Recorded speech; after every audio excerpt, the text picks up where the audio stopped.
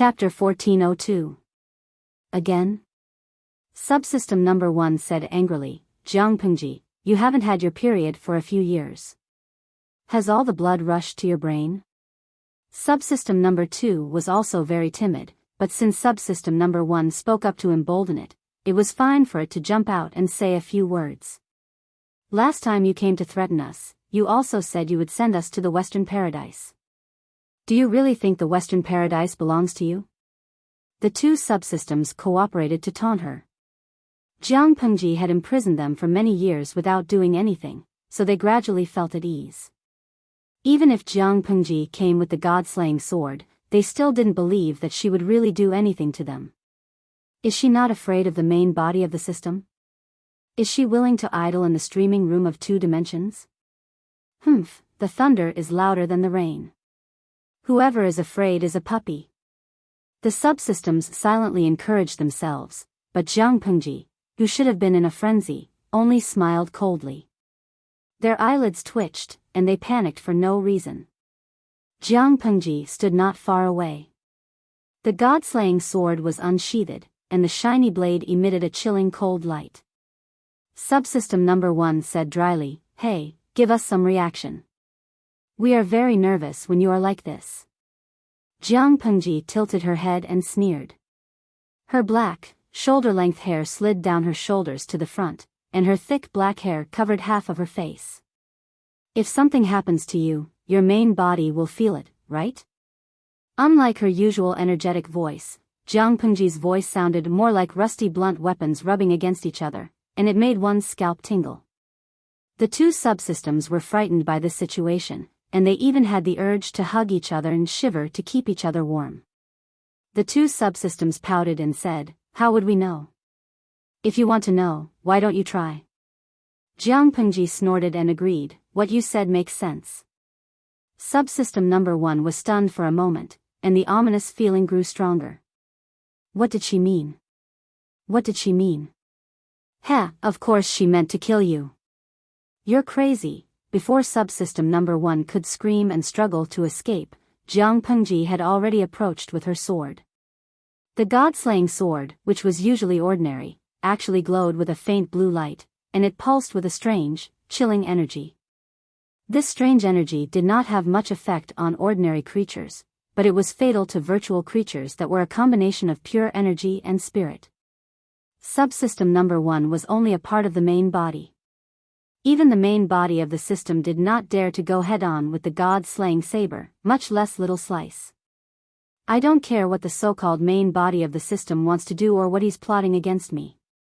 Whether he wants to steal my work or take my life.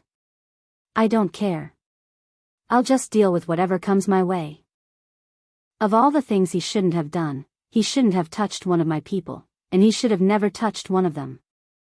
Jiangpengji pulled her sword back and realized that system number 1 did not dissipate as she had expected. The concentrated spiritual energy turned into thousands of rays of blue light and was devoured by the god-slaying sword. A part of the tattered totem appeared on the blade that was originally shiny and clean. She glanced at him and sneered. That plain patrol merchant had given him the god-slaying saber because he wanted to make use of it. The god-slaying saber didn't kill subsystem number 1 completely. Instead, it erased its mental wave and absorbed its mental energy. System number 2 saw it and roared in a shrill voice, Jiangpengji, what did you do? She actually did it? Jiangpengji glanced at it and said coldly, This saber has been tampered with. It seems to only be used to imprison. It doesn't seem to make a difference whether you're imprisoned here or in the saber. Why are you acting like this? Can't you see your friends later? Imprison my ass. System number 2 roared in despair. You don't know anything. The god-slaying saber did not completely kill system number 1, but it erased its independent consciousness and absorbed all the pure spiritual energy that had been stripped away. This explanation was a little complicated, so let's use a simple example. Subsystem number 1 was a living person with self-consciousness. The god-slaying saber wiped away its self-consciousness, beat its soul back to its most primitive form, and absorbed it. Jiangpengji looked at its reaction and her gloomy mood improved a little. Your reaction is so intense. It seems like the god-slaying saber's damage to System Number 1 is more serious than killing it directly. System Number 2 suppressed the answer that slipped out of its mouth. Jiang Pengji's guess was correct. There's no hurry. I'll reunite you with it now. She sneered and drew her saber. The blue light on the saber was more dazzling than before. It swallowed System Number 2's screams in an instant. When the god-slaying saber absorbed System Number 2, Jiang Pengji examined the saber with rapt attention and found that there was an additional pure spiritual energy inside. Apart from this pure spiritual energy, she also found a faint white fog-like object nearby. There was an extremely thin tube between the two, like a straight straw. The white fog-like object was trying its best to absorb the spiritual energy through this tube. Every time it absorbed, the white fog-like object would tremble and make a weak bang sound. She studied it for a while but did not make any progress, so she simply withdrew from the mental brain domain. Jiang Pengji suddenly opened her eyes. She acutely smelled that the smell of blood in the air had increased. After a while, she heard Lu Shi's rather helpless voice. "If you're awake, why don't you come and take a look? There's something wrong with your little lover." Jiang Pengji shuddered and hurriedly asked, "What's wrong with Zixiao?" Wei Si's face was much paler than before. Large beads of sweat appeared on his forehead. The sweat rolled down and wet the pillow. He looked like he was in extreme pain. If Lu Shi had not pressed him down to prevent him from moving, the wound that had just been bandaged would have burst open again. "I don't know. Not long after you closed your eyes to meditate, he almost jumped up like a carp." Lu Shi had just finished speaking and could not help but complain, "This person looks like a woman, but he's still a man.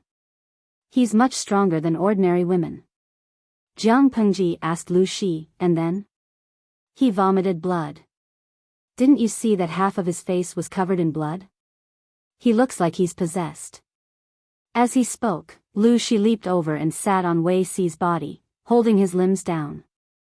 Jiang Pengji glanced at his posture and resisted the urge to stab Lu Shi. "I just killed 2 system clones. The main body had a premonition. He couldn't touch me, so he targeted Zixiao." Lu Shi suddenly reacted and said in surprise, "So, that guy is now on Wei Si's body?" Jiang Pengji rolled her eyes at him. "If that's not the case, why would I hang all 3 things on Zixiao? The 2 seals and the yin-yang jade pendant could all imprison the main body of the system." Jiang Pengji was planning to close the door and beat the dog. Lu Shi broke into a cold sweat. Chapter 1403. Jiang Pengji said, "He can't kill Zixiao. If he can't kill him, then he can do this?" Lu Shi said, "Be careful, he's too smart for his own good. If he can't even kill Wei Si, how can he keep his dignity as a god?" Being in a relationship with Jiang Pengji was like forming an alliance with her. He had to be mentally prepared to be killed by her at any time. Lu Shi suddenly sympathized with Wei Si. It was fine if he was unlucky, but how could he be so blind that he fell for such a woman? "You don't understand. It's better for the main body to choose someone else than Zixiao." Lu Shi wanted to ask more, but Jiang Pengji said, "I'm going to settle the score with that thing. Be filial to him. If anything happens to him, don't blame me for disregarding the father-daughter relationship and killing you." Lu Shi was speechless. Asterisk asterisk, asterisk asterisk. In any case, the father and daughter have been filial for so many years. How could they suddenly fall out with each other? Couldn't they have some father-daughter friendship? "What are you going to do?" Lu Shi forced himself to calm down. Jiang Pengji said, "The main body of the system has no physical body. In theory, it can only rely on special carriers, such as the yin-yang jade. But I've confirmed that the yin-yang jade that I gave Zixiao is not the carrier of the main body of the system. If I can't find its carrier, this operation won't kill it, but it's good to collect some interest. I'll invade Zixiao's spirit later to find the main body of evil." Jiang Pengji sat down with her sword and closed her eyes. Lu Shi's eyes widened not long after. What did he see? He saw a slender and voluptuous mature woman in a neat military uniform appear next to Jiang Pengji. She seemed to see him too. She nodded slightly and turned into a ball of blue light that disappeared between Wei Si's eyebrows. After a while, Wei Si, who was struggling unconsciously, calmed down. Lu Shi was relieved. At the same time, Jiang Pengji's spirit body passed through a thick fog. She faintly saw a bright but not dazzling light coming from ahead. After crossing this layer of light, the originally chaotic and empty scene immediately turned into a bustling market. Jiang Pengji frowned. Is this Zixiao's spiritual brain? She turned and jumped onto a nearby building. With a light tap of her toes, she left the bustling market with a few leaps and ran toward the familiar scent. Jiang Pengji took a few glances and determined that this was Wei Si's past life, or rather, the most precious memory in his heart. Everyone had their own mental brain region. Every mental brain region was a virtual world, and it was also a reflection of one's inner world. Jiang Pengji's mental brain domain was very simple. It was filled with active mental energy, monotonous and boring. However, it was different for Wei Si. This was the first time she had seen such a vivid and exquisite mental virtual world. Jiang Pengji could do that too, but she couldn't mimic the smell of sunlight as well as Wei Si could. After all, she was a martial artist who valued violence above all else. She could fight, but she had no artistic talent at all. Why are you leaning on the wall of my house? As she was lost in thought, Jiang Pengji heard the soft voice of a child coming from under the wall. Jiang Pengji was surprised. She looked in the direction of the sound and found a fat boy with tears on his face sitting in the corner of the wall. Are you talking to me? Jiang Pengji pointed at herself. The boy could see her. Could it be that the boy in front of her was an extremely important person to Wei Si, so he came alive in his spiritual world? Jiang Pengji noticed that many people's faces in the market were very blurry. This meant that Wei Si's memory of them was very shallow. The boy in front of her looked delicate and cute. His eyes were dark and bright under his thick eyelashes, and Jiang Pengji liked him. Of course I'm talking to you. Are you from a foreign country? The boy raised his hand to wipe away the tears on his face. His eyes were as red as a rabbit's. A foreign country? Jiang Pengji lowered her head and glanced at her attire. She had not worn the federal military uniform for a long time. She pulled out the god-slaying sword and used the reflection of the blade to clearly see her current appearance. It was not the familiar face of Lu Shi, but the face she had used for more than 40 years in her past life. Jiang Pengji's beauty in her past life was needless to say. Every time the army recruited new recruits, the adjutant liked to use her refined image to deceive the new recruits who graduated from the military school. Even if she had a cold and aloof face, outsiders would feel that she was exuding strong hormones. When she wore a solemn and orderly military uniform, outsiders would also feel that it was a uniform temptation. In the words of the salted fish in the streaming room, she could rely on her face to make a living, but she had to rely on her fists. The only difference was probably the color of her hair. Jiang Pengji twirled a lock of hair with her fingers and frowned slightly. Her original hair color was pure black, but now it was a warm and flamboyant fiery red. Coupled with the exotic vixen face, it was no wonder that the boy suspected that she was from a foreign country. Speaking of which, how did her hair change color? I'm from a foreign country. Do you know where this place is? The boy was a little depressed. Of course I'm from my home. Jiang Pengji looked at him and asked, this is a very remote corner. Why are you here? Where are the servants? The boy's attire seemed simple, but it was made of fine silk. It was not something that a child from an ordinary family could afford. She did not know which of her words had touched the boy's sore spot, but he actually cried again. Jiang Pengji could only carry him and comfort him. The boy was not afraid of strangers. Instead, he felt that Jiang Pengji made him feel very warm and at ease. Who was Jiang Pengji? If she wanted to get information out of someone, she would definitely be able to get information out of the coffins that the person's ancestors were sleeping in, let alone a boy. Jiang Pengji won the boy's trust with a few words. The boy's nickname was Fushou. He had just celebrated his 4th birthday a while ago. His father named him Kong. That day was the memorial day of the boy's mother, a concubine in the backyard who was not valued at all. The boy saw that his father did not pay any attention to the memorial day of his mother at all. He went to the palace early in the morning to teach the princess's studies. He felt very sad. He held a piece of silver in his hand and planned to sneak out of the manor to buy some offerings for his mother so that she would not be too lonely in the underworld. Who knew that he was small and weak? Even if he secretly got rid of the servants, he could not leave the manor. He spent a long time piling up a few stones. When he stepped on them, he could not reach the wall of the courtyard. Instead, he fell down. That was why he cried for a long time until Jiang Pengji appeared on the wall. "Why don't I bring you to buy it?" Jiang Pengji touched the boy's head. So this was Fushou. He worshipped his birth mother on the memorial day. Wasn't this child afraid that his real mother would spank him? Jiang Pengji took Fushou out of the manor and bought paper money, candles, and fruits for the memorial. She looked at him hugging the basket in satisfaction and found it funny. Fushou's birth mother was just a concubine. Her memorial tablet was not qualified to be placed in the ancestral hall. It could only be placed in a small courtyard in the corner of the manor. Jiang Pengji was smiling as she watched the boy burn paper money for his birth mother, when a flurry of footsteps came from outside. She turned over and leaped onto the beam of the roof. The door suddenly opened. Fushou. The man who came in was obviously anxious. Seeing that the boy was squatting on the ground, he suddenly heaved a sigh of relief. "Father, father?" The boy was so scared that he stood up and hung his head aggrievedly. Without waiting for the man to say anything, the girl who was about 10 years old raised her eyebrows and said with a smile. Chapter 1404. Grand Tutor.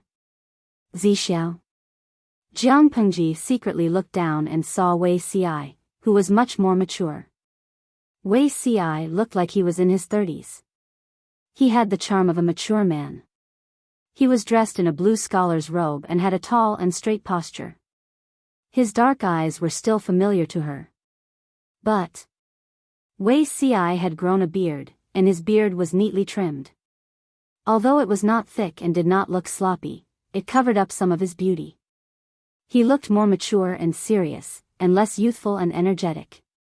For Jiang Pengji, who had a strong preference for good looks, she still liked the fair and beardless Wei Ci. What was so good about having a beard? It was easy to dirty the corners of one's mouth when eating, and it was troublesome to clean up. It would stab when they were intimate. Jiang Pengji squatted on the beam and muttered to herself. The 3 people below did not seem to notice her. They talked on their own. Fushou was anxious and fearful. When he heard a familiar voice, he suddenly raised his head and looked at the girl with tears in his eyes. He bowed to the girl with a sobbing voice. "Fushou pays his respects to Her Highness," the girl smiled gently. "You don't have to be so polite in private." Was Fushou paying respects to his birth mother just now? Even if she was dressed in luxurious clothes and had a high status, she was like a cute and gentle big sister next door. Fushou was immediately cured. Fushou nodded with grievance. His little face was miserable, and his white and fat fingers were twisted into a ball.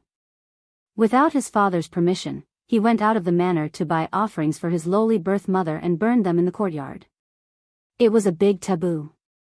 Now he was caught red-handed by the crown princess, who was visiting. Fushou did not know how angry his father would be. Fushou was young, but he was emotionally sensitive. Just from the servants in the manor avoiding his birth mother like snakes and scorpions, he knew that his father did not like his birth mother. He did not even remember the day of her death. He did not want his birth mother to be lonely in the underworld, but he did not want to be hated by his father. He was in a dilemma. Fushou is very filial. The crown princess smiled and rubbed the little knot on his head. She said gently, "It's nothing to pay respects in private." However, there are many ways to express filial piety. If outsiders see it, it will inevitably damage the reputation of the Grand Tutor. Fu Shou said with tears in his eyes, "Will that happen?"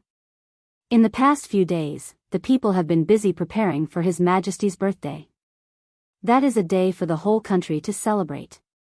The Crown Princess sighed and said, "You burn sacrifices in private in the mansion.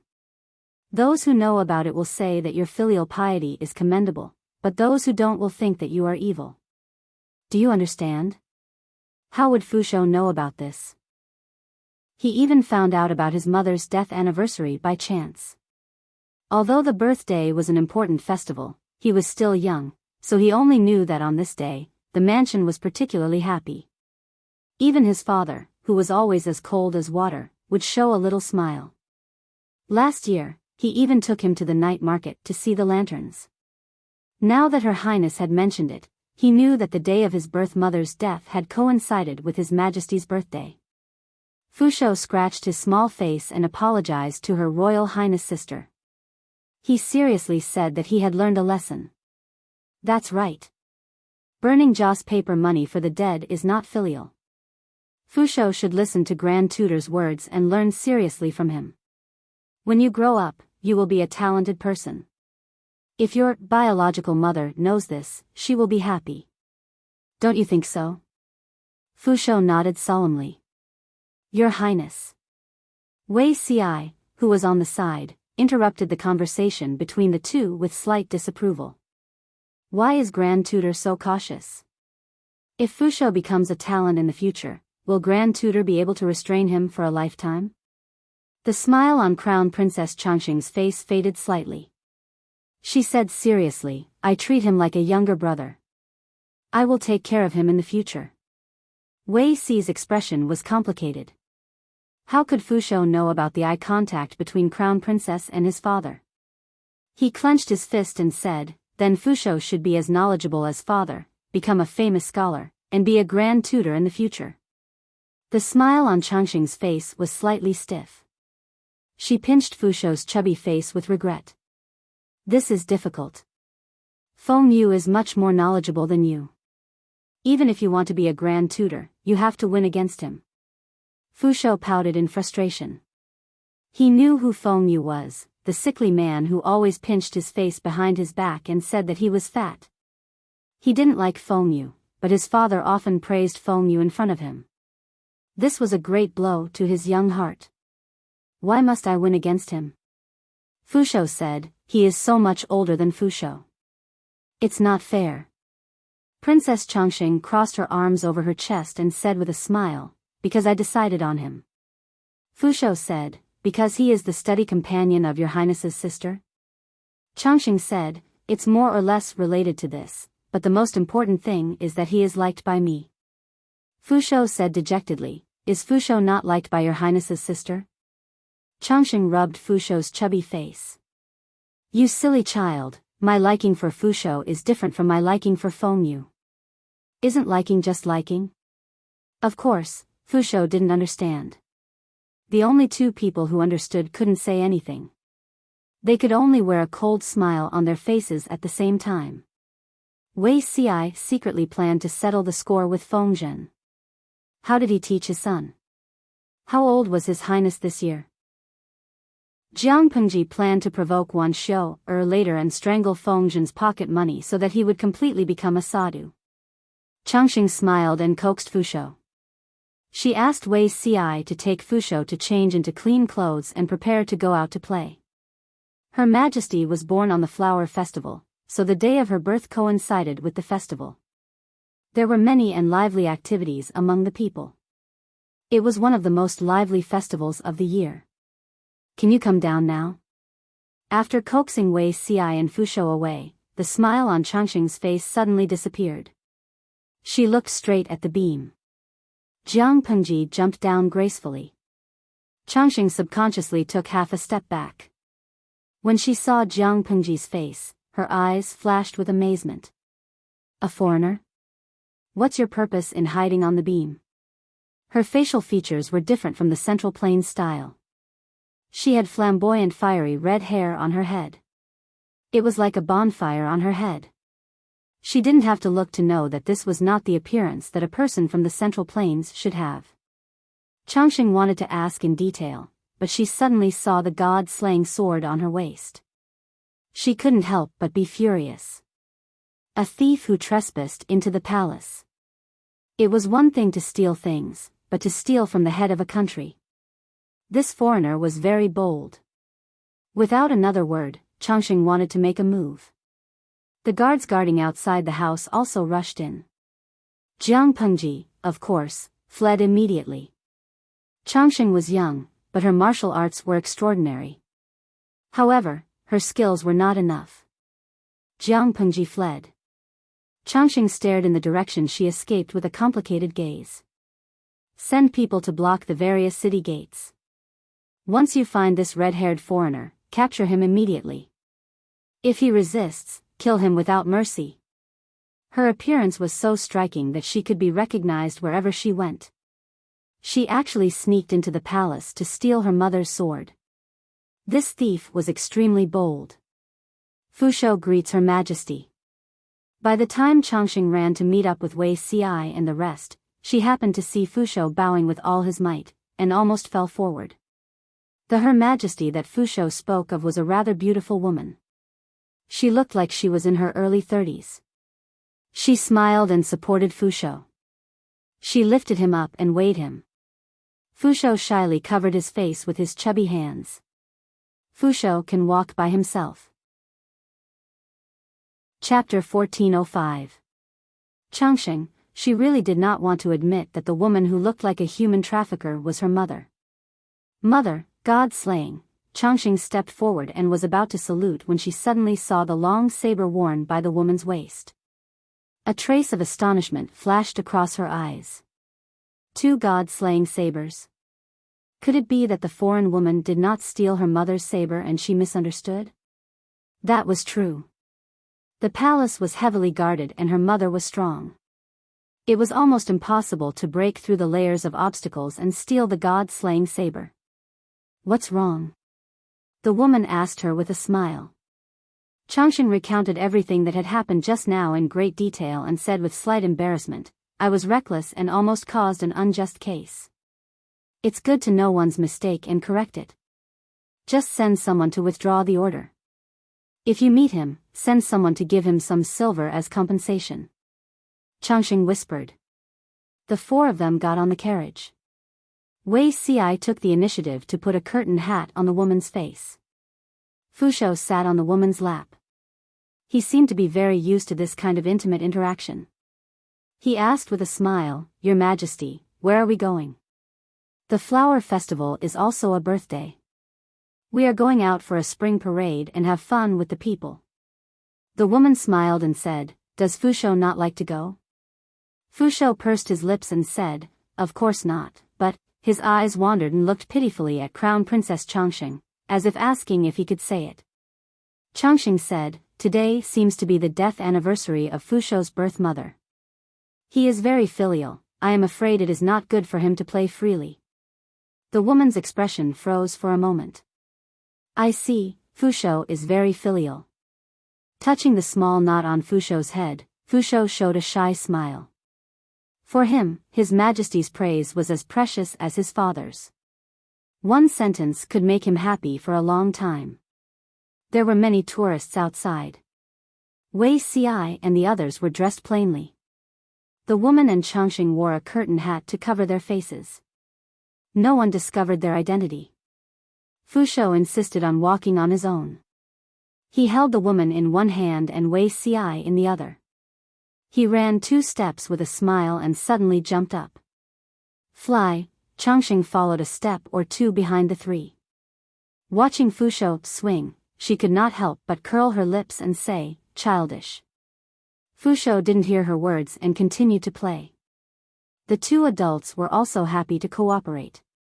The woman looked back at her daughter and said with a smile, Changxing wants to try too. Changxing looked at her mother, the grand tutor, and herself. She coldly rejected this unreasonable suggestion. Although she was still young, she had grown very quickly. She was almost as tall as a 13 or 14-year-old boy. With his height, how could he imitate Fushou, who was fat and short, to play on the swing? The four of them were like an ordinary family taking a stroll in the spring. When they were tired, they sat on the ground and tasted the food they had prepared early in the morning. Fushou would eat independently, but he was not skilled. He often smeared food residue on the corner of his mouth, and the woman tirelessly helped him wipe it. Changxing looked at the two of them with mixed feelings until she handed over a handkerchief that emitted the fragrance of honey locust. Grand Tutor. Changxing called out in slight embarrassment. Wei Ci could not help but smile. He picked a few of Changxing's favorite foods for her. Grand Tutor, I am no longer a child. Although he said so, his actions were honest and he didn't hesitate to eat. The Grand Tutor's culinary skills could crush the royal chefs. In my eyes, Your Highness is always a distance away from adulthood. As soon as he finished speaking, Fushou also noticed the situation. He shouted and opened his mouth, Fushou wants it too. No, the Grand Tutor prepared it for me. Why are you snatching it? Changxing finished the plate in 2 or 3 bites. Fushou saw the situation and immediately gave up. Hum hum hum, hum carrot hum, Her Highness's sister could not argue with him. The family of 4 was eating. Changxing caught a glimpse of a fiery red color from the corner of her eyes. Her gaze froze. That foreigner is here too? The woman asked in surprise, Foreigner? Which one? Changxing pointed. Sure enough, she saw a voluptuous and strangely dressed woman leaning on the treetop with her arms crossed. While they were looking at Jiang Pengji, she was also looking at them. The knife in her arms is really similar to the god-slaying knife. No wonder you mistook it. The woman saw Jiang Pengji's face. She had no other reaction except for some admiration. Fushou was stunned for a moment. He suddenly said, this big sister helped Fushou just now. If she had not carried him over the wall to buy offerings, it would have been impossible for Fushou's small body to climb over the wall and leave the manor. Among the 4 people, only Wei Ci's reaction was slightly strange. His expression stiffened for a moment, but this strangeness was fleeting. It was difficult to see with the naked eye. If Jiang Pengji's observation was not excellent, she might have missed it. She said with a smile, after searching for a long time, it turns out to be here. You stayed in Zixiao's spiritual world and disguised as him. You're obviously bullying him because he doesn't know how to use his spiritual energy to fight back, right? Without waiting for Wei Ci to say anything, Jiang Pengji directly pulled out her knife and rushed down from the tree. The blade went straight for his face. The woman and Changxing at the side saw the situation and were horrified. They seemed to want to stop her. Jiang Pengji's expression was slightly cold. She shouted at the 2 of them, get lost. Don't ruin my plan. As soon as she finished speaking, the originally lively place instantly became silent. The surrounding tourists turned into smoke and disappeared without a trace. Only Jiang Pengji and Wei Ci were left. Her blade did not have the slightest hindrance. She slashed at Wei Ci's vital parts. It was obvious that she wanted to kill him. Wei Ci's expression changed drastically. He barely managed to dodge the blade of the god-slaying knife. This is Wei Ci. You want to kill him too? Jiang Pengji spat and said disdainfully, an 18th tier imposter wants to be on par with my Zixiao. You're just standing there, and I can smell the strong scent of an imposter. If I don't kill you, who should I kill? Do you really think you can impersonate me by wearing Zixiao's face? Wei Ci's expression could not help but twist. When he saw Jiang Pengji's flamboyant red hair, his expression instantly darkened by 7 or 8 degrees. It was comparable to a constipated face. I say. Can you not make such an unsightly expression with Zixiao's face? As she spoke, Jiang Pengji's attacks came like a storm. This was Wei Ci's spiritual realm. She and the imposter in front of her were considered outsiders. Their movements would be restricted. Under such circumstances, they could only use force to fight. The imposter gritted his teeth and said, you're indeed a child of the Jiang family. You're actually not dead yet. Jiang Pengji was stunned. What do you mean? The impostor refused to speak. Jiang Pengji was relentless. As the two of them fought, the impostor realized that something was wrong. He became more and more gloomy. You feel it, don't you? Jiang Pengji sneered. Zixiao is an ordinary person, but his spiritual realm is exceptionally strong. It's almost comparable to your peak state. You could have chosen anyone, but you chose Zixiao. Aren't you courting death? The impostor was stubborn. That's impossible. Chapter 1406. With every word Jiang Pengji said, the impostor's face darkened. The mental brain of an ordinary person was very weak. He could tear it apart with a wave of his hand and cause irreversible mental damage to the original owner. Wei Xi's mental world was rather stable. It was like a sturdy cage that prevented creatures from breaking out of it. Even if Wei Xi had been reborn, his mental brain was at most slightly stronger than an ordinary person's, but it was not to this extent. What did this look like? It was like a trap that had been set long ago, waiting for the prey to take the bait. It was obvious who was the hunter and who was the prey. Do you think you can kill me? Seeing this, the impostor revealed a sinister smile. How will you know if you don't try? Jiang Pengji was not affected at all. Her god-slaying saber swept dangerously past the impostor's neck, leaving a long, bright red line. This injury was only slightly more serious than a mosquito bite on an ordinary person, but the impostor felt as if she was being burned by a raging fire. Her face quickly turned pale. Bastard of the Jiang family. The impostor gritted her teeth and said, if I had known this would happen, I would have killed them all back then. Jiang Pengji's eyes flashed dangerously after she heard this. She did not care about her background, but it did not mean that she would not get to the bottom of it if there was a hidden story. This is the second time you've mentioned the Jiang family. What do you mean? Did it mean that the impostor in front of her came from the same world as her? Seeing that Jiang Pengji's attack was slightly less aggressive, he smiled maliciously. What do I mean? I mean, I'll kill your entire family. What? Jiang Pengji looked a little stunned. Her entire body froze for a moment. There was a flaw. The impostor was overjoyed. She switched from defense to offense and attacked Jiang Pengji's vital point. Unexpectedly, this was a flaw that Jiang Pengji deliberately revealed. Not only did she not let the impostor succeed, but she also flipped the handle of the saber. The blade pierced through the impostor's hand from top to bottom and stabbed it into the ground. Now, we can have a proper talk. Jiang Pengji smiled wickedly and stepped on the impostor's back to prevent her from turning around. She grabbed the impostor's chin with one hand and forced her to look up at her. What did you mean by, kill my whole family? As you know, the god-slaying saber is just an ordinary saber against normal creatures. However, against a virtual spiritual creature like you, which is a combination of pure energy and mental strength, it is fatal. Even a small wound can cause great damage. The impostor snorted and ignored Jiang Pengji's threat. Jiang Pengji said, Tisk, aren't you quite strong-willed? Are you really determined not to confess?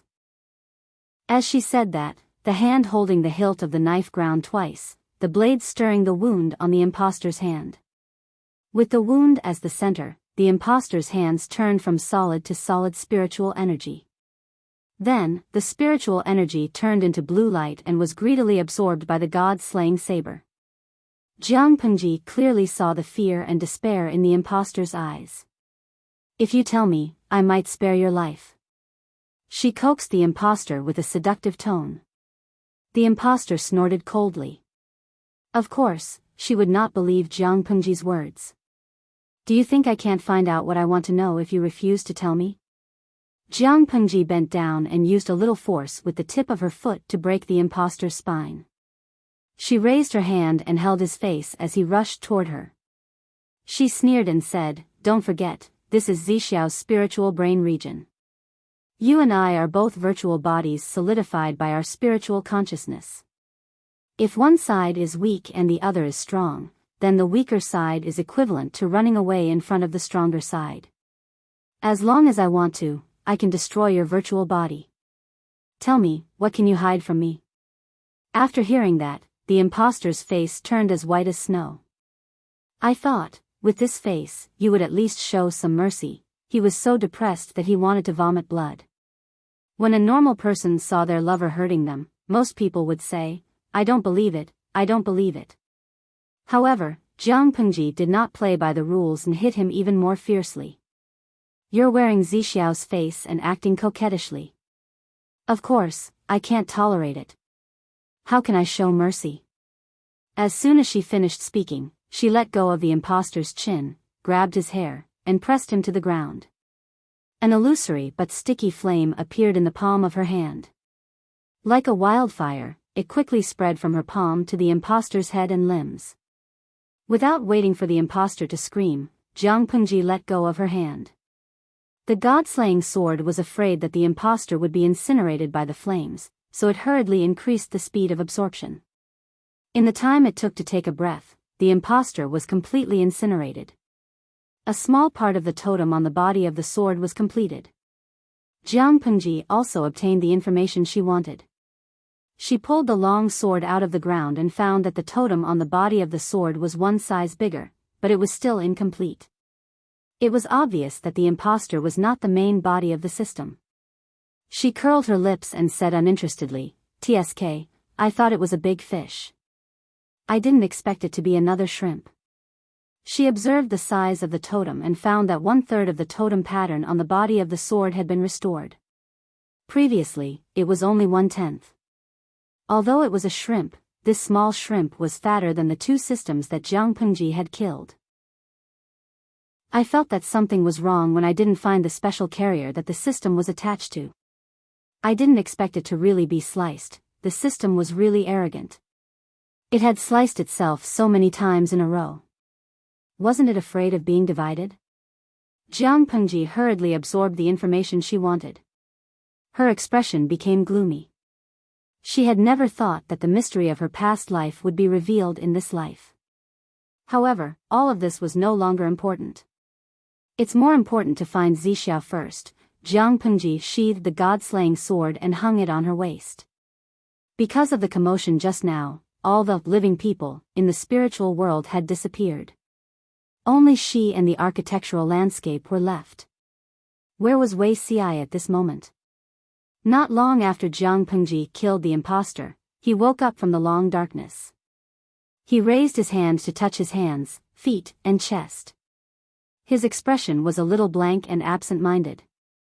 If she remembered correctly, he seemed to have been injured before he fainted.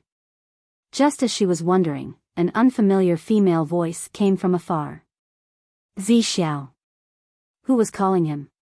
Wei Xi sat under a tree. It took him a lot of effort to stand up with the help of the tree trunk. Just as he was about to see who it was, a red light flashed in front of his eyes. The newcomer threw him to the ground in a bear hug, almost causing him to lose his breath. The two of them rolled on the ground twice in a sorry state. "My lady, please conduct yourself with dignity." Although Wei Xi did not see the other party's face clearly, the two of them rolled on the ground twice. The other party's gender was already exposed. "Ah. Zixiao, you're so heartless. You actually asked me to conduct myself with dignity. When have I not conducted myself with dignity?" An unfamiliar voice, but a familiar feeling. Wei Xi stopped pushing her away. "Are you a foreigner?" Who was this strange red-haired foreign woman in front of him? Jiang Pengji sat on top of him. She raised her hand to push aside her messy red hair and moved closer to him. The tip of her nose was against the tip of her nose, and her eyes were slightly narrowed. She bent her index finger and hooked the front of his shirt, revealing her smooth and delicate collarbone.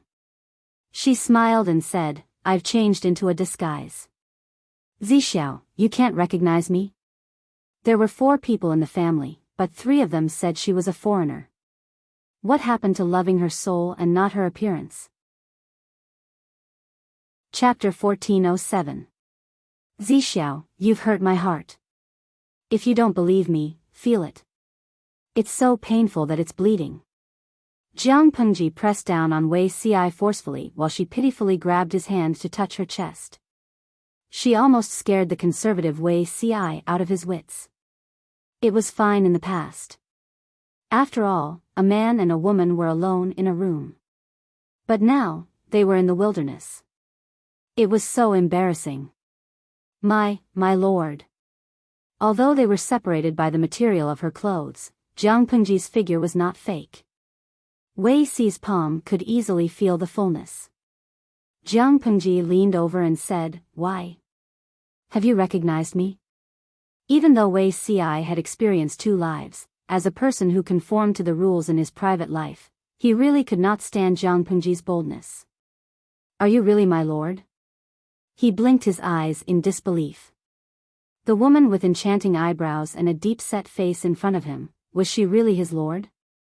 "Yes, I'm really your lord," Jiang Pengji said.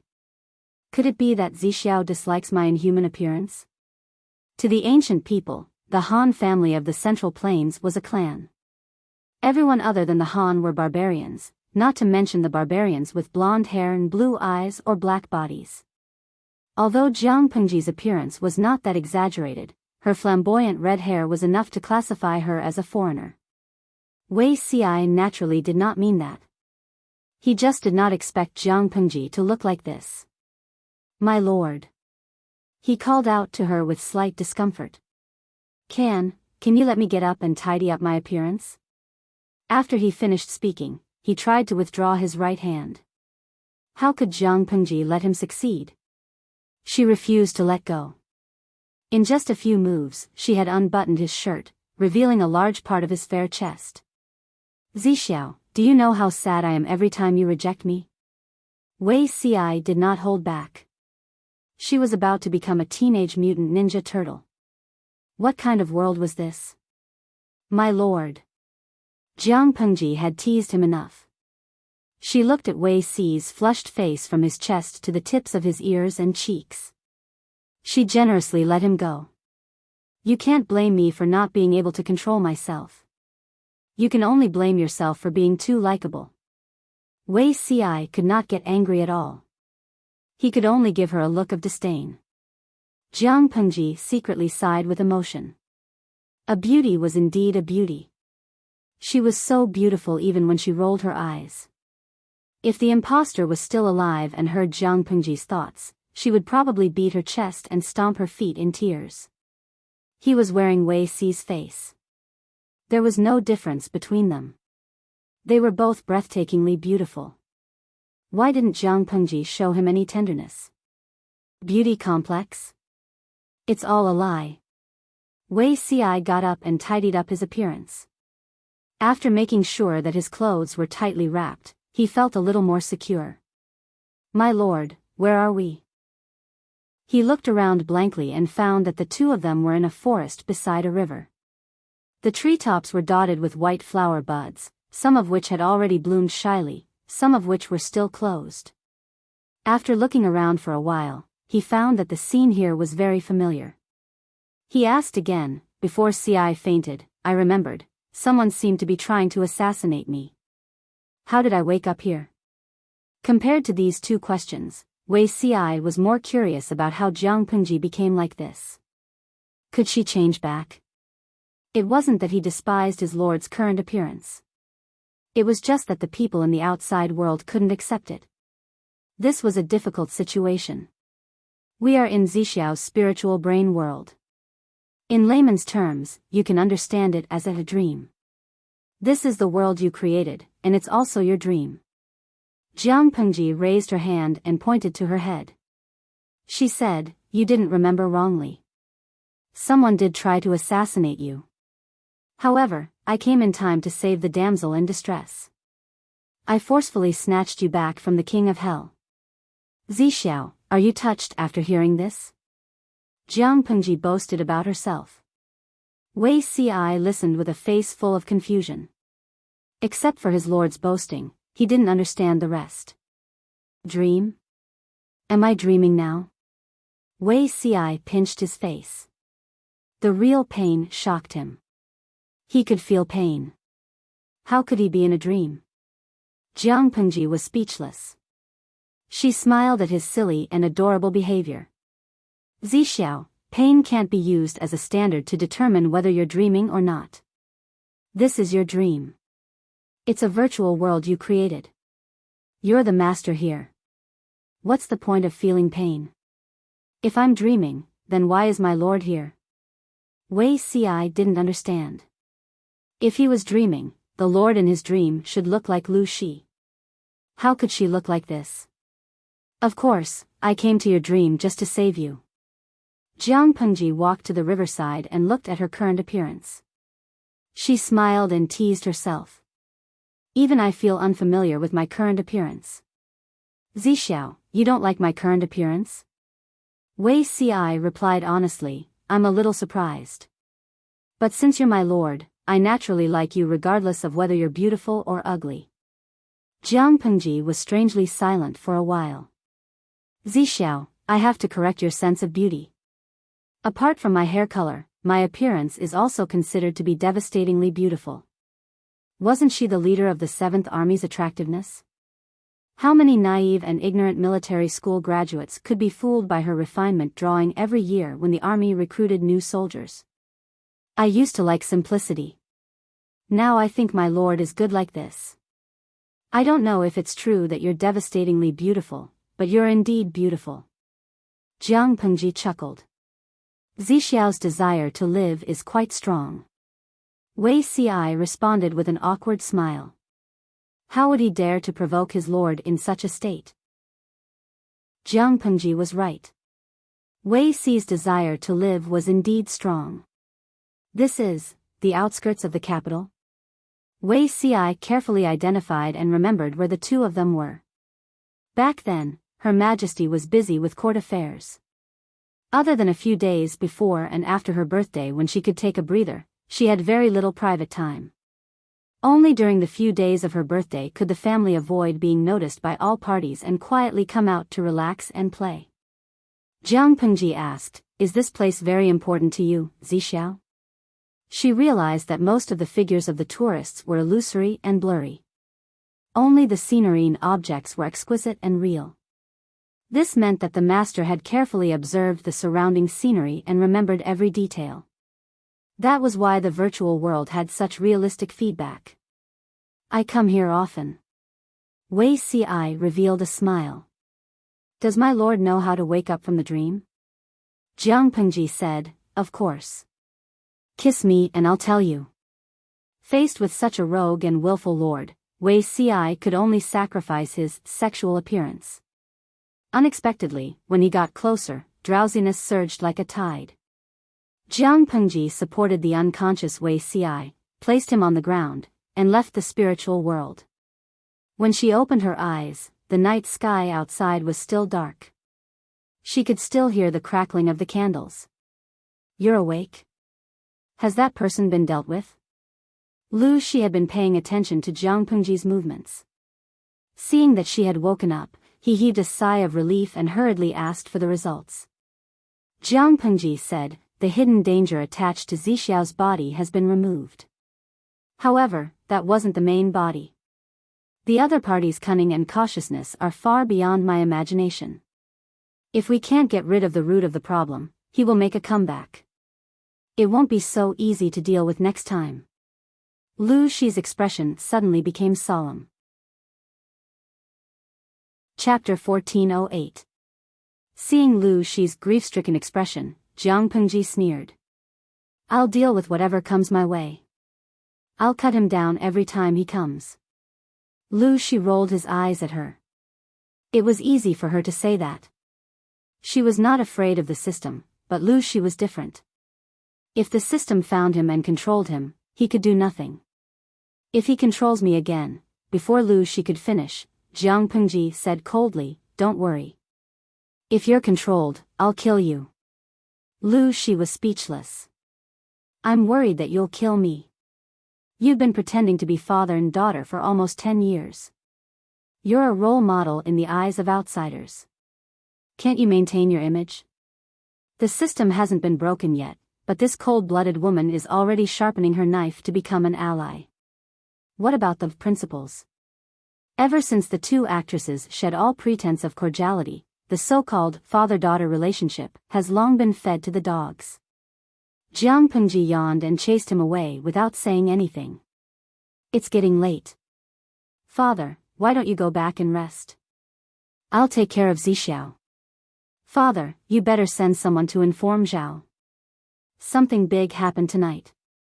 I'm afraid he won't even have the mood to consummate his marriage. Lu Shi then remembered that it was Lu Zhao's wedding night. Jiang Pengji teased him. You didn't see the look in Zhao's eyes before he left. You don't know how worried he was. He was probably afraid that we'd kill each other. Lu Shi said calmly, although he's a little smart, he thinks he's smart. Does he really think no one knows what he's thinking? At first, he still had some expectations for Lu Zhao, but Lu Zhao, he had been pretending to be a pig to eat a tiger for a long time. It was impossible for Lu Shi to say that it was not a pity, but it was enough to see Lu Zhao live a peaceful and happy life. That was also his mother's wish. Why don't you talk to him honestly, lest he thinks too much and causes a disaster, Jiang Pengji suggested sincerely. Lu Shi was slightly tempted, but he quickly calmed down. He said indifferently, some things are far better not knowing than knowing. Some things are fine to tell him, but some things are better left unknown. How do you want me to confess my identity to him?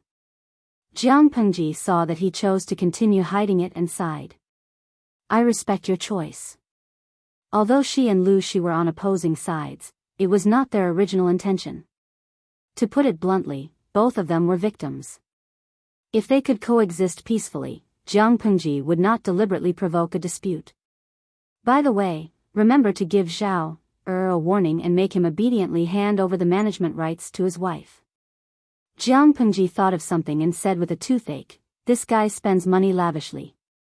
Now that he's married, he can't be like that. If he didn't let his wife control him a little, he was really worried that the couple would spend extravagantly at the beginning of the month, and at the end of the month they would rely on the Northwest to pass the days. Even if he has a big family business, he can't afford to squander like this. To put it bluntly, she still disliked Lu Zhao for being a playboy. She was going to have a family in the future, so she had to save up some money to support her son. She couldn't just give it all to Lu Zhao, the prodigal. The corner of Lu Shi's mouth twitched. He wanted to refute, but he couldn't find anything to refute.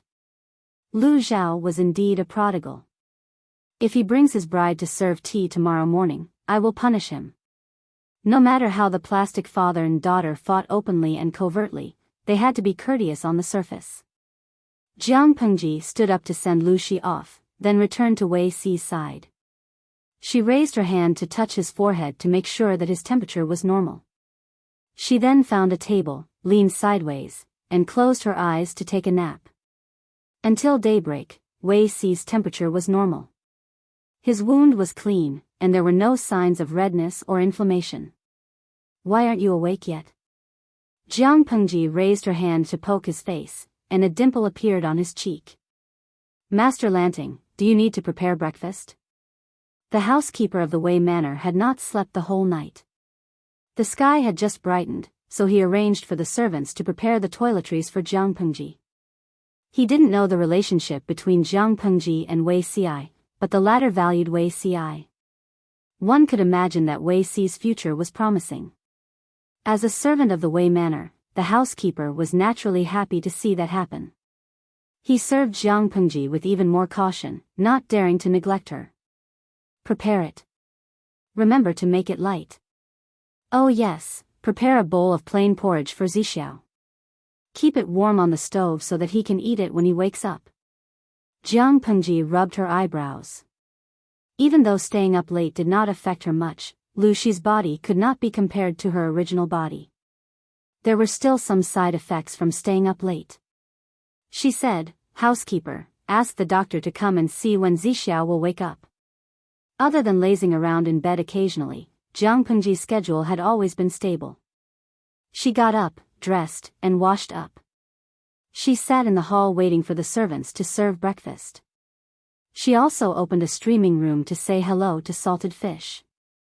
She had maintained this habit for nearly 10 years. She was not used to the sudden loss of the streaming room. Sigh. It's fine if you're not used to it. All good things must come to an end. We'll have to say goodbye sooner or later. Jiang Pengji murmured softly. She felt some regret and nostalgia, but she did not regret it. If there was anything wrong with salted fish, it should be that she did not inform the audience in the streaming room in advance. Who knew how they would feel when they were excited to fight for a spot in the streaming room, only to be shocked to find that the streaming room was gone? Oh, they would most likely explode. All the major media platforms would collapse at the same time. Jiang Pengji was about to pick up her chopsticks to eat breakfast when she heard a ding sound in her ear. Ding, your system has been restored to factory settings. Unreasonable information has been deleted. Reset, automatic settings. Please do not cut off the power. Jiang Pengji did not pay attention and broke her chopsticks. Damn it, could this system not be so persistent? She tried hard to ignore the voice in her head. She calmly asked the servant for a new pair of chopsticks. Just as she was about to eat her chopsticks, the voice said again, "There is an error in the system settings. Host, please wait patiently for the investigation." The investigation took the whole morning. Jiang Pengji was about to eat lunch when it hurriedly gave a new response. System investigation completed. The new system is online. Host, please pay attention to the various updated contents. Jiang Pengji tried to find the noisy system and found that it was attached to the god-slaying saber. Its breath had changed. She fumbled for a while and finally knew how to open the so-called new system. The new system was very different from the old system. The first thing that popped up was not the streaming interface, but a vertical list of friends. There was only a gray profile picture in the list. The rest was empty. This friend's note was also interesting. The ID was, "Your Abba." Jiang Pengji was speechless. She did not care about this friend and turned to look at other places. Finally, she found the button to start the streaming. She clicked on the streaming room. There was a moment of pause on the entire screen. Countless red and blue bullet screens floated across the wide, super clear screen. Chapter 1409. Tudu Feichio, what happened to the streamer? Why did the streaming room suddenly disappear in the morning? All the media platforms were in an uproar. The poor programmers on Weibo couldn't save the collapsing backstage even after sacrificing a few programmers and their bosses. Lo Cg Lianmeng, that's scary. I can't find the streaming room, and it suddenly reminded the streamer to start streaming. The viewers on the red bullet screen chattered non-stop, and the viewers on the blue bullet screen did not want to be outdone. The 850,000 viewers in the streaming room were divided into two groups, and there was basically no sight of the past. Panda Bao Bao, streamer, you're finally back. I miss you so much. Samiran's diehard fan, when the streamer unifies the country, I will not forget to tell my father. Gubianzi Company, fortunately, you're finally back. The streaming room is still here, and the streamer is still here. They promised to accompany Jiang Pengji to ascend to the supreme level and enjoy the beauty of the country. How could they give up halfway? When they saw Jiang Pengji return, they hugged each other and cried bitterly. Jiang Pengji felt a headache coming on. After a while, a certain salted fish said, "It's so strange. There are so many bullet screens today." Jiang Pengji secretly curled her lips. The salted fish viewers were scared silly. They still had a lot to say, so there were naturally many bullet screens.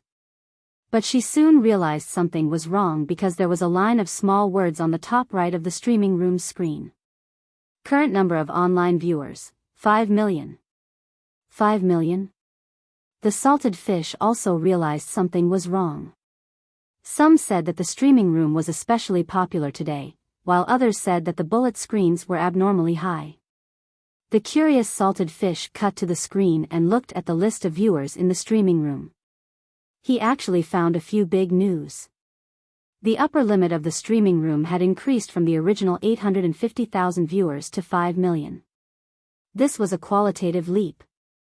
In addition, who could tell them why the streamer had a glaring orange vest under her belt? Jiang Pengji had run the streaming room for so many years, but she had never given any viewers a vest. Everyone was the same white vest. Where did this orange vest come from? The salted fish were unhappy, and when they were unhappy, they complained to Jiang Pengji. Gui kai guo fengxiao, you said you only love us and treat us equally. Who is this little b** tch in an orange vest? Your father. The ancient big shot had spoken.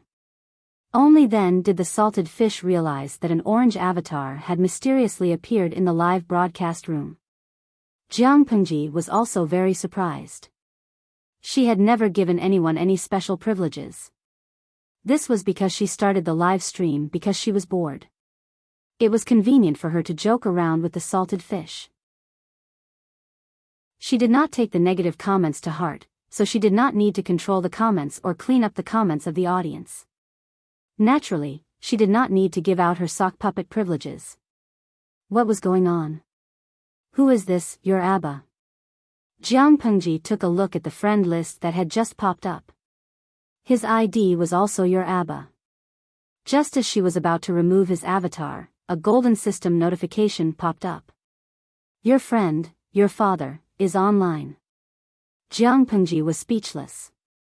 In the live stream room, Salted Fish was still immersed in his sadness.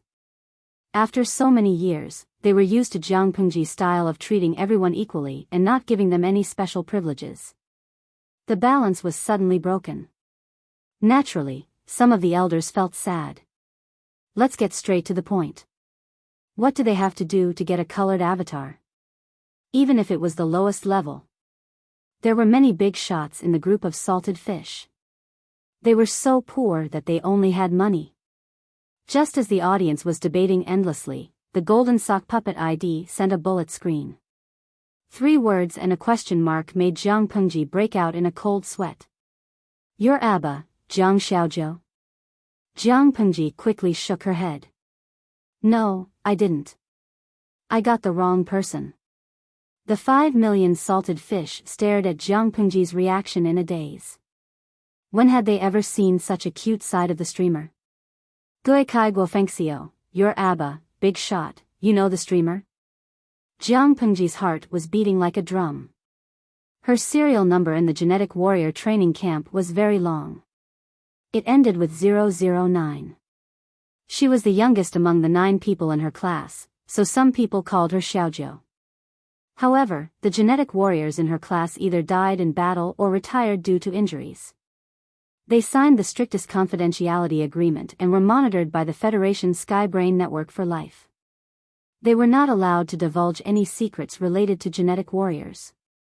Although Jiang Pengji was not a genetic warrior, she was later transferred to the federal military.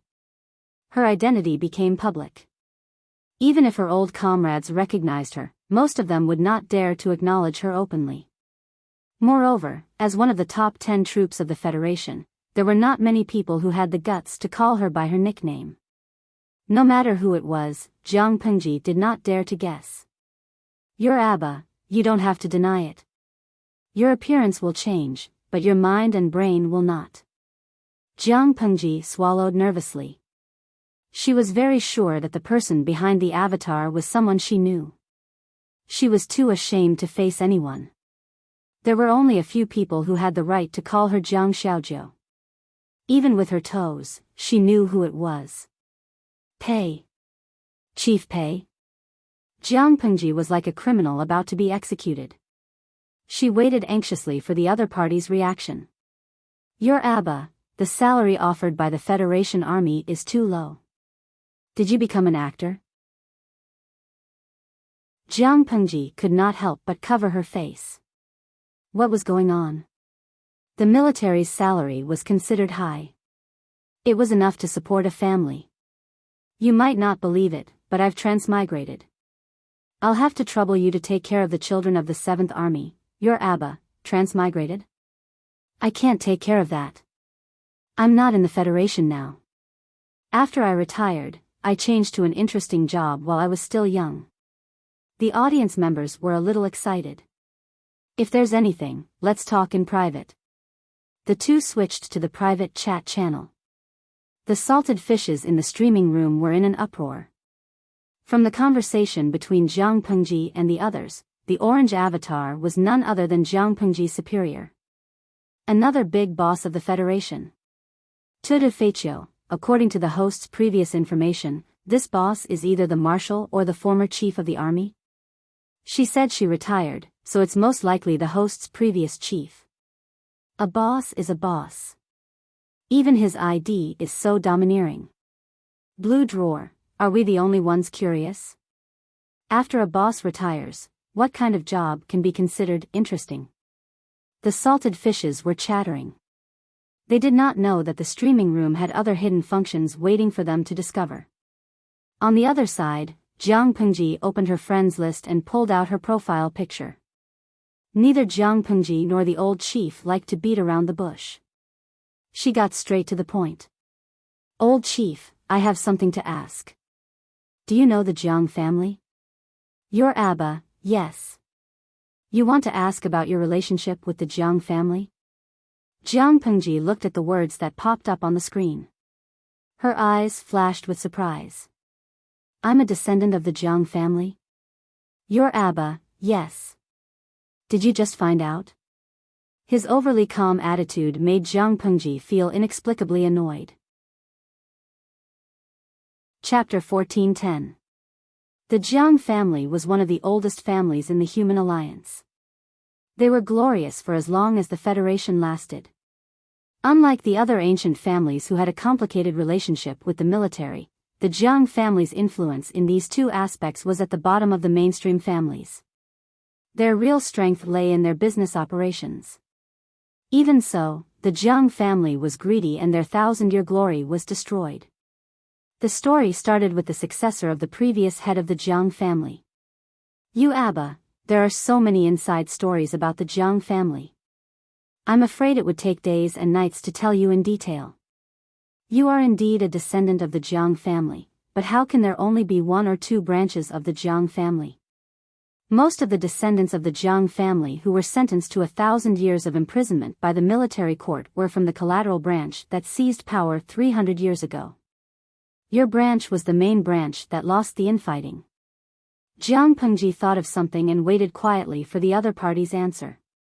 You Abba, 300 years ago, the number of people in the main branch declined. The power in the family was far less than that of the collateral branch. The internal strife of the Jiang family indirectly affected the business of the Federation. The Federation also intervened in private. No matter what, the main branch was expelled from the core circle of the family. In other families, it was just a normal power struggle and replacement, but it was different for the Jiang family. According to the investigation, the Jiang family had been infiltrated by foreign forces through the collateral branch a long time ago. After the collateral branch took power, the Jiang family became a channel for foreign forces to steal federal secrets.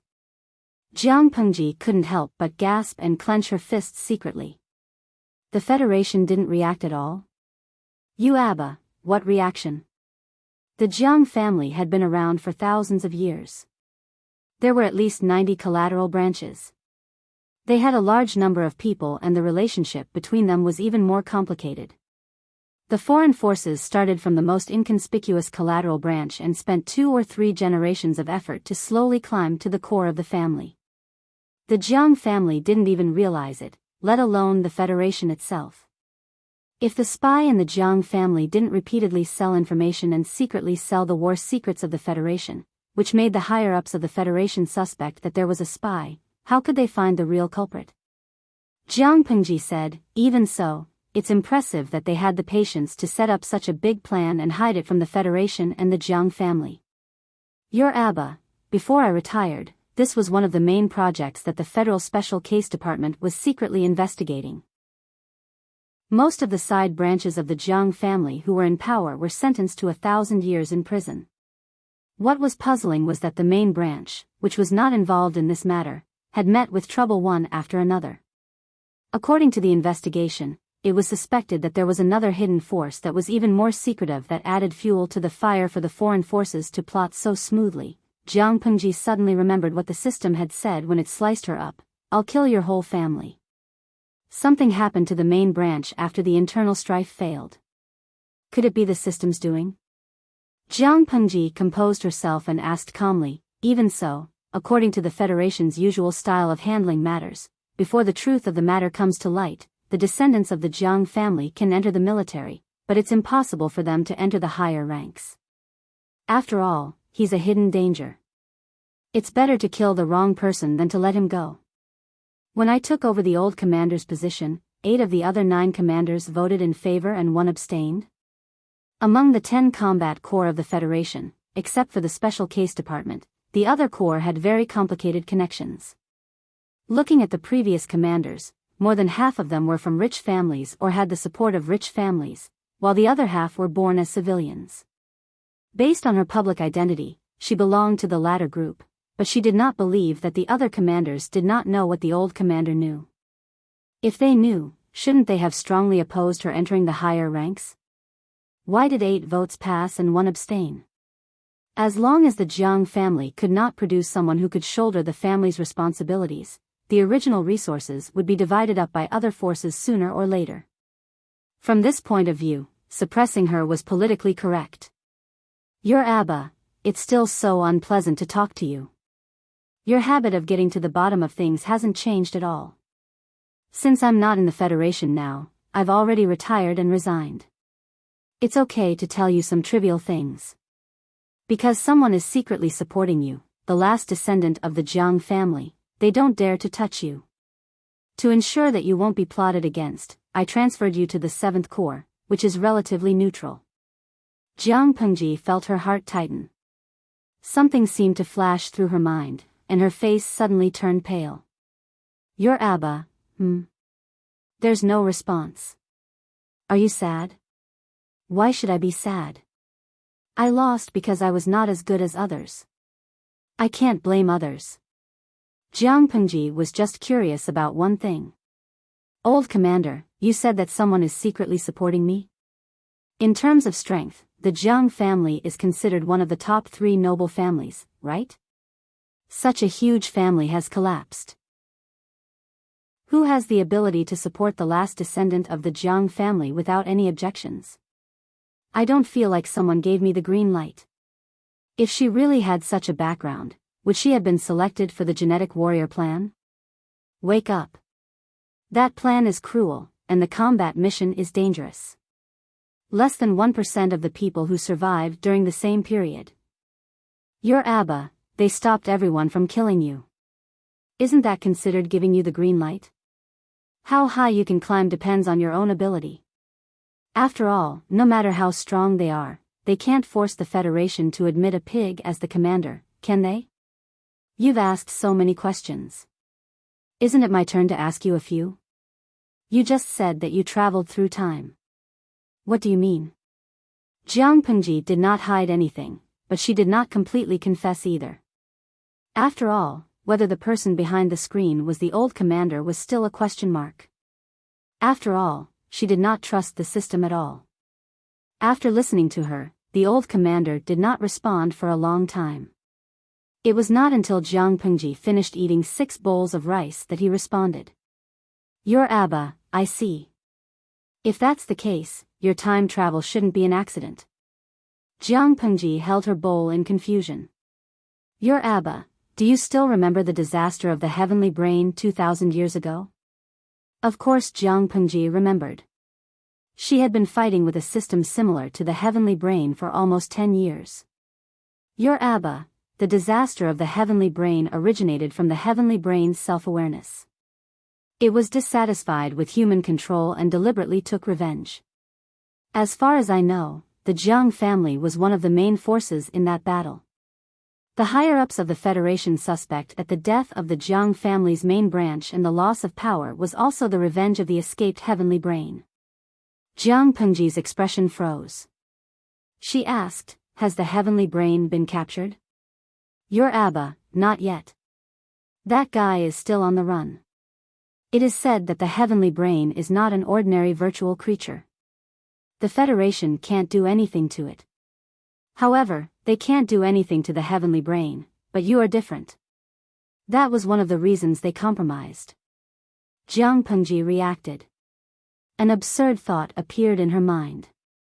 My so-called time travel is actually your Abba. It's roughly what you think it means. Chapter 14:11.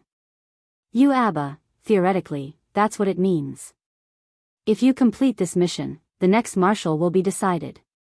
Congratulations in advance. Jiang Pengji did not expect this to be the truth. What was this? Training before becoming a marshal? Thinking about it carefully, the memory before her transmigration was indeed strange. She could not remember the details of her death. She only remembered an explosion and then she lost consciousness. Jiang Pengji smiled bitterly. Don't we still have the old chief who can fight? You Abba, I've already retired and found a new job. I don't plan to go back to work in the future. So what if I'm the head of the Federal Army? The salary is low, the benefits are bad, the vacation is less, and there are many fights. Even if I become a marshal in the future, the overall benefits will not increase much. If you don't want to work anymore, I can recommend you to do a part-time job. Speaking of which, this job is really interesting. It's very comfortable to vent your anger. Jiang Pengji recalled the old chief's words and her heart skipped a beat. He said he was no longer in the Federal Army and found a new job. He even revealed a lot of confidential information during their conversation. As the former head of the military, even if he had retired, the confidentiality rules were still in effect. How could he tell her without holding back? Unless, the old chief is no longer in the Federal Army? You Abba, no. I know what you're worried about. Are you worried that I'll be punished by the Federal Army for leaking some information? If they want to punish me, they have to find someone to do it. I'm quite safe now and the working atmosphere is very relaxed. I'll mail you some local specialties one day. The world you transmigrated to seems to be quite backward. There should be various inconveniences in terms of food. Jiang Pengji said. You can still mail it? She deeply suspected what kind of job the old chief had found. How could he appear on her friend list and say that he could mail it? You Abba, wait. After waiting for a while, Jiang Pengji heard a notification saying, Ding dong, your express delivery has arrived. Jiang Pengji searched for a long time and found the so-called honeycomb express delivery cabinet. She pressed the receipt button and a cucumber appeared out of nowhere. She held the cucumber in her hand and was stunned. It could really be mailed. Old chief, I want to ask you something. Can you do me a favor? Jiang Pengji saw that the cucumber seemed to have just been picked and washed. After confirming that it was not poisonous, she took a bite and ate it. Your Abba, say it. Jiang Pengji knew some inside information about transmigration, and her mood changed wonderfully. She said, send me a battleship. I'll pay for it, even the smallest one is fine. I can sweep the world in one morning, ascend the throne in the afternoon, and kill the system at night. Previously, he was certain that he had died in his previous life and that there was no possibility of returning, but now, she couldn't wait to pick up her spear and kill all the enemies. She had no patience at all. Your Abba, I'm buying vegetables at the market. If you want fresh fruits and vegetables, I can buy one caddy for you. As for the battleships, I can't even give you the bullets for the old guns, much less the battleships. Don't think about it, it's more convenient to dream. Young people should be down to earth. Jiang Pengji was speechless. The old chief who had accumulated a lot of power and prestige, was letting go of his nature the moment he retired? Wasn't it her script to make people speechless after insulting them until they were speechless? Market? Are there still vegetable markets in this era? Don't you usually buy it online on Skynet and have it delivered to your doorstep by courier? Regardless of whether it was the highly developed Federation or the extraterrestrial forces outside the borders, there were basically no such ancient existences. Your Abba, don't trick me. Jiang Pengji thought about it and a bold and exciting idea emerged in her mind. Old chief, is there a store near the market? Can you help me buy something? Your Abba, what? TT. Your Abba, Jiang Xiaojiu. Say that again? Jiang Pengji said, BYT, or condoms for short. Old chief, I need it urgently. It's bad for my body if I hold it in for too long. Your Abba, the Federation is doomed. She was sent here to capture the sky brain that was causing trouble. What was she here for? To flirt with a man? If the next marshal behaved like this, the Federation would be doomed. Jiang Pengji felt helpless. She had been in this shabby place for almost 10 years. She didn't mind being a single dog all the time. The problem was that she had finally found someone who suited her taste. It would be too cruel to let her be a nun. A feast for the eyes was placed in front of her, but she was not allowed to eat. She could only look but not eat. If she held it in for too long, she would get sick. She could only blame the previous system for being too trashy. It didn't even sell condoms in the system store. It was called a palace intrigue streaming system in vain. Which palace intrigue system didn't sell adult products? Old chief, since it's not easy for the baby to get out of singlehood, please do me a favor. Jiang Pengji was led astray by the spoiled and cute behavior of the salted fish in the streaming room. She almost disgusted the old chief who knew her inside out. Your Abba, come on, a baby? A giant baby? How old is the guy? Jiang Pengji said, after his birthday this year, Zixiao should be 28. Your Abba, he's not even 30. He's still underage. Are you a beast? Jiang Pengji covered her chest and suppressed the urge to use force with great difficulty. Smiley face angle, in this world, men generally get married at 15 or 16. They are considered adults at 20. Zixiao is an older unmarried man. Jiang Pengji typed this paragraph with tears in her eyes. She was not a beast who liked underage men. The old chief was silent for a long time before he replied. Your Abba, I'll go to the snack street to grab some skewers. I'll buy some for you after I'm done. Jiang Pengji said, Old chief, you're so nice. By the way, if it's convenient, can you mail me some medicine that can speed up healing and reduce fever? Your Abba, do you still need medicine when the battle is so intense? You're indeed a beast. Jiang Pengji was stunned when she saw the reply. The old chief's profile picture dimmed. A golden system notification appeared. Your good friend, your Abba, has gone offline. Jiang Pengji, wait, listen to her explanation. The salted fish could not see the content of the conversation between Jiang Pengji and the old chief. They could only see her fingers tapping in the air. They were probably chatting privately. As time passed, their streamer revealed various expressions that betrayed her character. The salted fish viewers were stunned. Tudu Feichio, I've confirmed the look. It's undoubtedly a big shot. Shou Shigu, what did they talk about? Why does it feel like the streamer's background is gloomy? The viewers wanted to at the old chief, but they were dumbfounded when they realized that he had gone offline. Of course, that was not the end. When they saw Wei Ci lying on the bed with a pale face, they were extremely worried. Itua Huanxiao, it's only been one night, right? Hasn't it been a year? Why has Beauty Ci become a patient? Looking at the spots where the white bandages were, there was still blood seeping out of many places. The salted fish viewers felt their hearts ache. Jiang Pengji looked at Wei Ci's appearance. Her originally cheerful mood became heavy. When will he wake up? She asked, holding her cheeks. The salted fish in the streaming room told her that the sleeping beauty needed a kiss to wake up. Jiang Pengji smiled and leaned over to kiss him on the lips. She muttered, Are you awake? It doesn't seem to work. As she spoke, Wei Ci's long and thick eyelashes trembled slightly. He slowly opened his eyes. Chapter 14:12. Our Sleeping Beauty has woken up. Squeak when you wake up next time.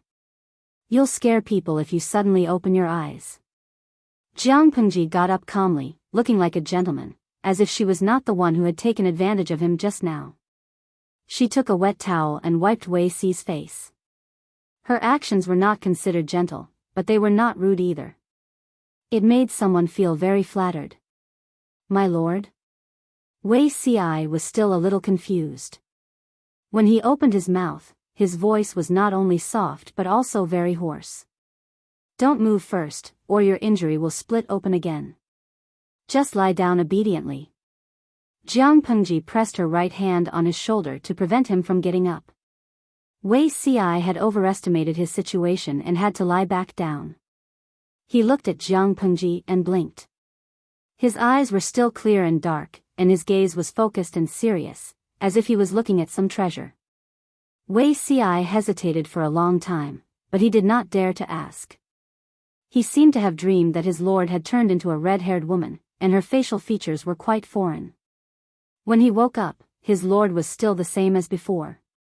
He could not help but heave a sigh of relief. What's wrong? Are you feeling unwell? Jiang Pengji had just instructed the servants to serve the warm porridge when she met Wei Si's gaze. Wei Si shook his head slightly and secretly swallowed his doubts. Jiang Pengji said, what happened last night will not happen again. Wei Si was still alive, which was a blessing in disguise, but the scene at that time really scared her.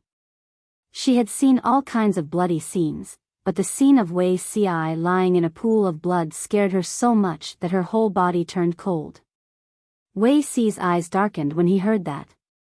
The memories before he fainted seemed to have been opened, and he could not help but shiver.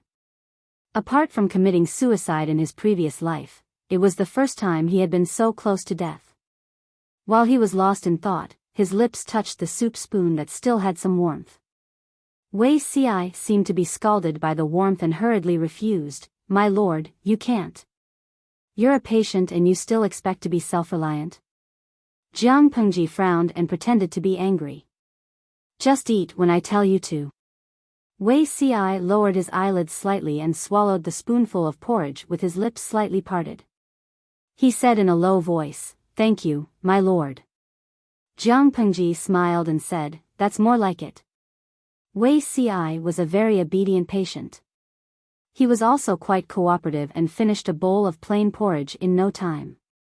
She asked people to move a portion of the important government affairs to Wei Si and put on a posture of not wanting to move for the time being. I'll stay with you. Call me if you feel uncomfortable. Wei Si nodded his head in agreement. He stared at her straight-back view in a daze and could not bear to blink for a long time.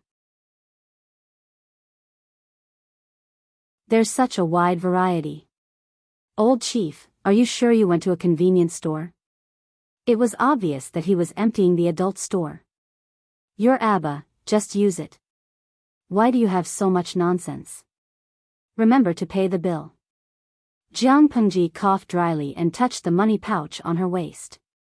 She did not check how many pieces of gold and silver were in it. She happily sent the money to him. She had troubled the old chief to specially make a trip to the adult store to buy for her. It would be inexcusable if she did not give him some compensation. Fortunately, they were in different dimensions.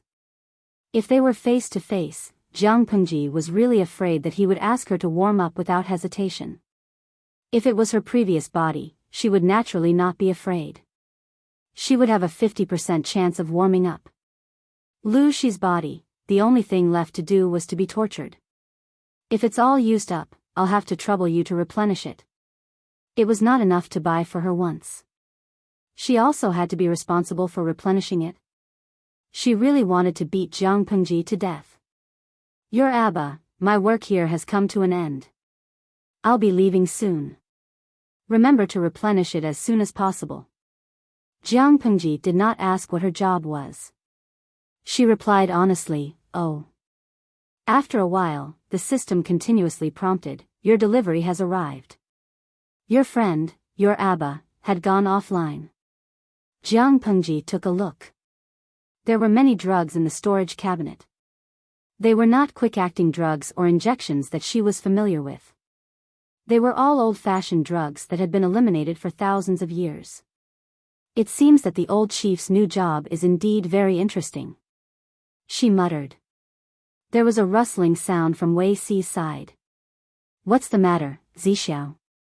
Wei Si coughed awkwardly and asked, Can my lord call the housekeeper over? Si, there are some things. Chapter 14-13.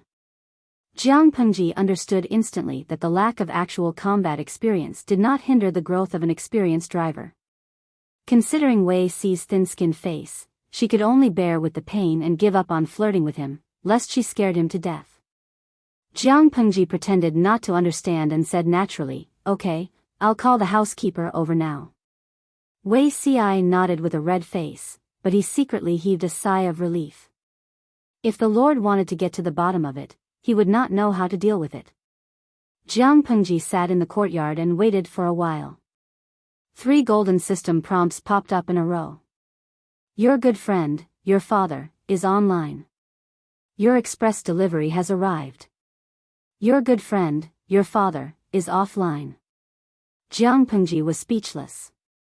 The old chief came online just to send her an express delivery. Jiang Pengji could not help but feel warmth in her heart. It felt good to have an acquaintance who cared about her in a foreign land. She glanced at the things in the storage cabinet with a smile. She carelessly lost control of her expression, and her smile was shattered. Look at what her dear old chief had sent her. Shameful names after shameful ones, but not one of them failed to explain their purpose in plain language. Zixiao is in good health. He doesn't need to take these pills. Jiang Pengji sent an offline message to the other party. Not long after, there was a reply. Your father, no matter how good his health is, he's just an ordinary person. I'm just afraid that you don't have self-control and don't know how to control yourself. Do you understand?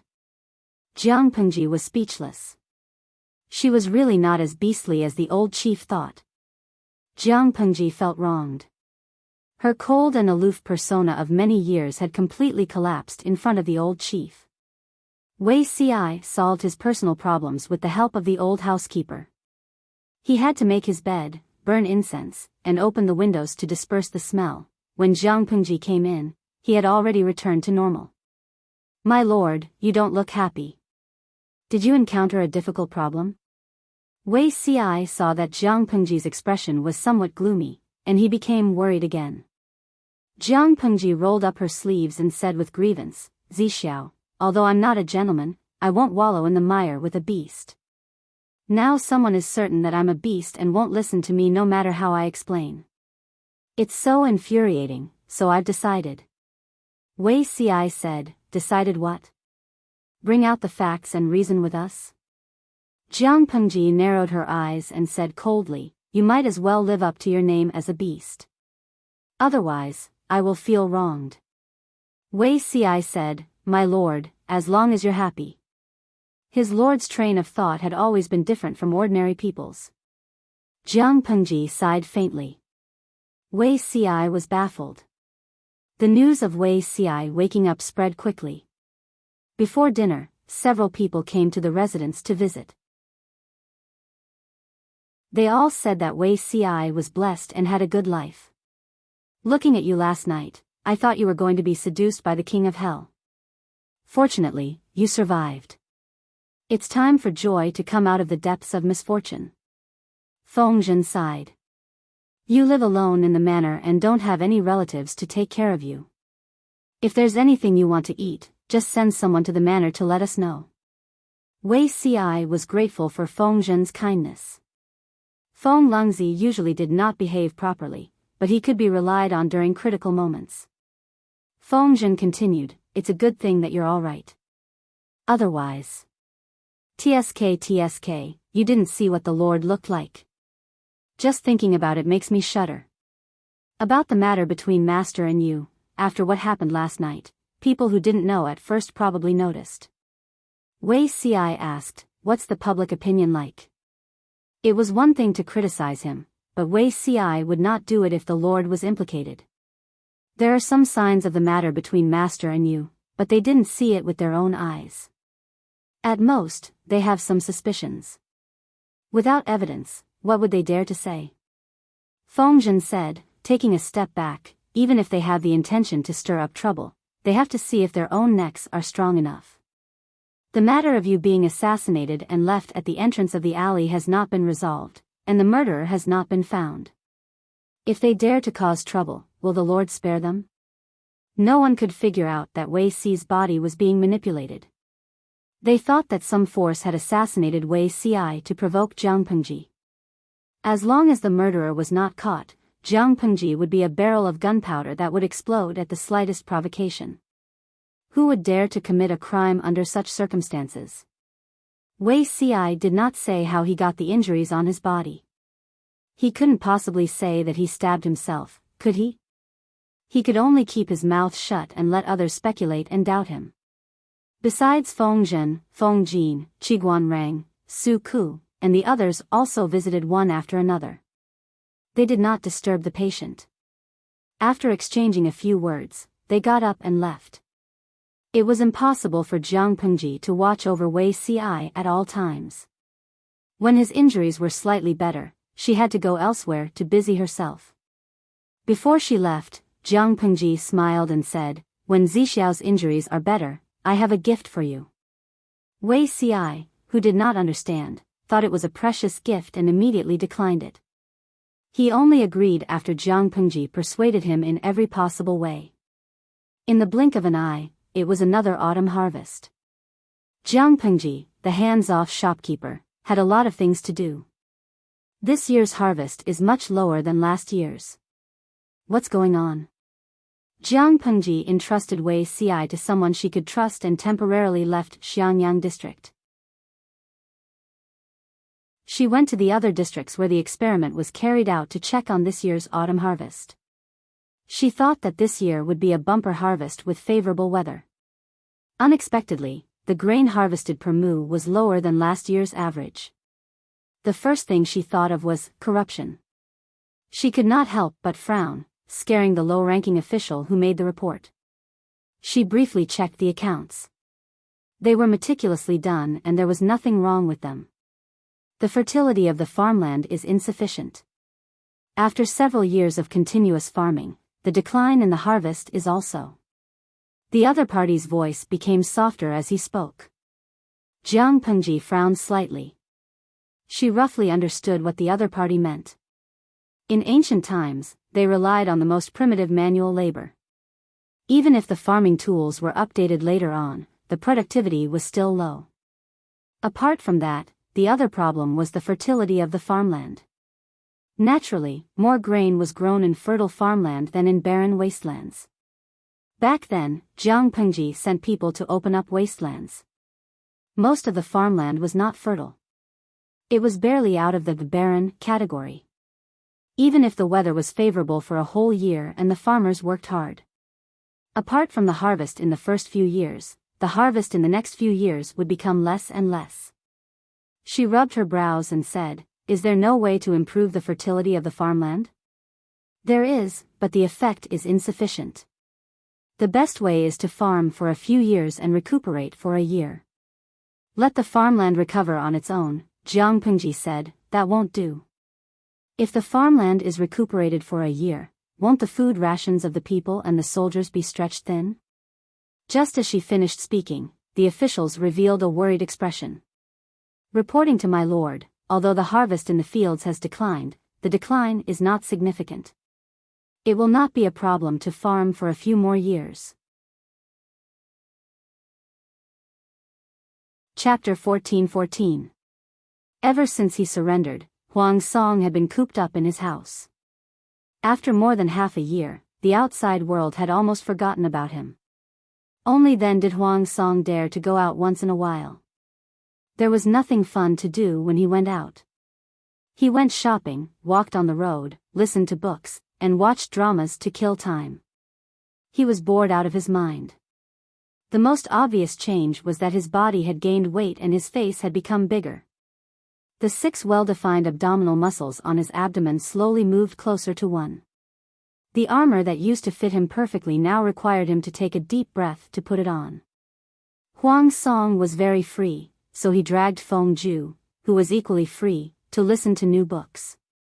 While listening to the storyteller's novel, they drank wine and ate various snacks. From time to time, they commented on the plot and talked about the situation in the outside world. Their days were very pleasant. "Hey, that person looks familiar." Huang Song was leaning against the window. Occasionally, he glanced at the street below. His sharp eyes noticed that a certain figure looked very familiar. He looked at the other person. The other person seemed to sense his gaze and turned her head to look at him. Huang Song recognized the other person at a glance. He almost choked. Wasn't this person Lu Shi? Where did she crawl back from? She was an overlord of a region. She was dressed in brown and had a cloth wrapped around her head. Her trouser legs were tied up high. The straw sandals on her feet were full of mud. Her exposed calves were also dyed a dirty color. People would believe that she was a farmer in the fields, let alone a feudal lord. Jiang Pengji also saw Huang Song leaning against the window on the second floor. She changed her mind and turned to enter the tea house. Bogeo's days are quite leisurely. Jiang Pengji walked up to the second floor and was almost stopped by the waiter. Seeing that Huang Song was dressed in luxurious clothes and had put on some weight after not seeing him for a few days, the waiter suddenly felt a little jealous. Jiang Pengji walked closer. Huang Song smelled the strange smell on her body. He could not help but pinch his nose and say, "Lanting, did you fall into a cesspool?" Feng Ju also frowned. Obviously, he was quite affected by the smell. Jiang Pengji said, "I didn't fall into a cesspool. Although there is a smell, it's not that bad, right?" Huang Song asked again, "Why are you dressed like this?" "I just came back from the fields. The bunch of useless people said that I was an experienced farmer, so I went deep into the mountains to meet him and asked him everything. The so-called experienced farmer was just a routine operation. It wasted my whole day." Jiang Pengji was so angry that she wanted to put her hands on her hips. Although the old farmer is experienced, many methods are recorded in farming books. It doesn't seem to be very useful. Jiang Pengji was so angry that she wanted to put her hands on her hips. Although the old farmer is experienced, many methods are recorded in farming books. Huang Song was confused. He understood every word Jiang Pengji said, but he didn't know what she was. A vassal went to see some old farmer with experience in farming? She didn't want to rule the world and became a farmer's wife? Huang Song casually asked a few questions, and Jiang Pengji said, "The weather has been good this year, but the harvest is much lower than in previous years. At first, I thought that someone was embezzling, but after a careful investigation, I found out that it was due to the lack of fertility in the fields, which resulted in a drop in the yield per mu. Huang year, they, Huang, and I Jiang, in. Than. From, in. In. S, in. In the eyes of others, Jiang Pengji's action could be regarded as killing the goose that laid the golden eggs. In the long run, the land would become barren fields. If we stop plowing for a year, the food shortage will be unimaginably huge. Jiang Pengji said. Plowing and resting is the last resort. Huang Song asked, "What does Lanting think is the best strategy?" Jiang Pengji said, "Of course, it's to ensure the fertility of the fields and plowing them year after year." It was a chaotic world. Food was in short supply. Wasn't it courting death to plowing and rest at this time? Although Huang Song did not know about farming, he knew that Jiang Pengji was too naive. How could there be such a good thing in the world? Chapter 14-15. Clue. Jiang Pengji curled her lips and said, "Of course I have a clue, but I don't have a specific plan yet." Huang Song was slightly surprised. He knew Jiang Pengji's character. She meant what she said. She would not lie about such issues. If she said that there was a clue to solve the problem of insufficient fertility in the fields, then it was most likely true. Without waiting for Huang Song to ask, Jiang Pengji found a mat and sat down. She frowned. I went to visit a few experienced farmers, and I found that their experiences could be found in the farming books. Jiang Pengji said, in other words, that the precious experience they have accumulated by dealing with the fields for a lifetime is not very valuable. Apart from these old farmers, the other farmers have no idea how to farm. As a result, the harvest is different. Huang Song listened carefully. Feng Ju, who was beside him, also revealed a thoughtful expression. For a moment, he ignored the indescribable smell on Jiang Pengji. What's so strange about that? Jiang Pengji rolled her eyes at him and said angrily, there's a big problem here. If everyone uses the old farmers' methods to farm, the harvest will naturally be better. The old farmers' farming experience is accumulated for a lifetime, but their methods are not a secret in the agricultural books. What does this mean? This means that the agricultural propaganda is not in place. I should set up a government office that specializes in farming. Huang Song did not understand the meaning of the word propaganda. After all, Jiang Pengji's words were always so fashionable, but he could guess the meaning based on the context. Set up such a government office? What is it for? To teach people how to farm? Huang Song said with some disdain and confusion. In people's stereotypical impression, the government was either civil or military. Which side could farming be related to? This was the duty of farmers. How could a scholar teach farmers how to farm? Even if they came from a farming family, their goal was to study and not farm. Jiang Pengji chewed on her snacks and said, who said that only those who know how to farm are qualified to teach others how to farm? As long as this person is literate and has the ability to organize the experience in the agricultural books into books, with the experience of the old farmers, and then publicize the content to let more farmers know, won't the effect be seen? Everyone doesn't need to spend a lifetime dealing with the fields to accumulate that little bit of experience. With specific guidance, the harvest in the fields was naturally higher. Don't you think so, Bogeo? Huang Song naturally had no way to refute. What Jiang Pengji said made sense, but, you're right, but what does this have to do with the lack of fertility you mentioned? Don't tell me that setting up a government office specializing in farming can solve the problem? Logically speaking, Huang Song should not have intervened in these matters. After all, his identity was a taboo. However, he had forgotten this in a moment of carelessness. By the time Huang Song reacted, the words had already left his mouth. He could only maintain a normal expression and hold on. Jiang Pengji said, of course it has a lot to do with it. That's why I said you're not a cultured person. You don't even know how to farm. Huang Song, he had so many things to say that he didn't know where to begin. Is there a logical relationship between the two? Jiang Pengji said, are you still not convinced? Huang Song said, if you put it that way, I really can't accept it. Although he wasn't very knowledgeable, he was still a talented student under a famous scholar. His level of education was unquestionable. The farmer, in front of him, dressed in brown and walking barefoot in the mud, actually mocked him for not being a cultured person. Huang Song's rebuttal provoked a chorus of jeers from the 5 million viewers in the live stream. Poor Taoist sees your chrysanthemum is poisonous. Come, come, come. Let's guess how long the streamer will use to slap Huang Shaosong in the face. Tudu Feiqiu, slap quickly. Ing Xiao Zui, slap quickly. Yang Lu Xianyatsi, bet on slap quickly. The streamer's slap is always the freshest. She never stays overnight. With the 5 million viewers cheering for her, Jiang Pengji naturally wouldn't let them down. A fresh slap quickly came out. Jiang Pengji said, you say that you're a cultured person.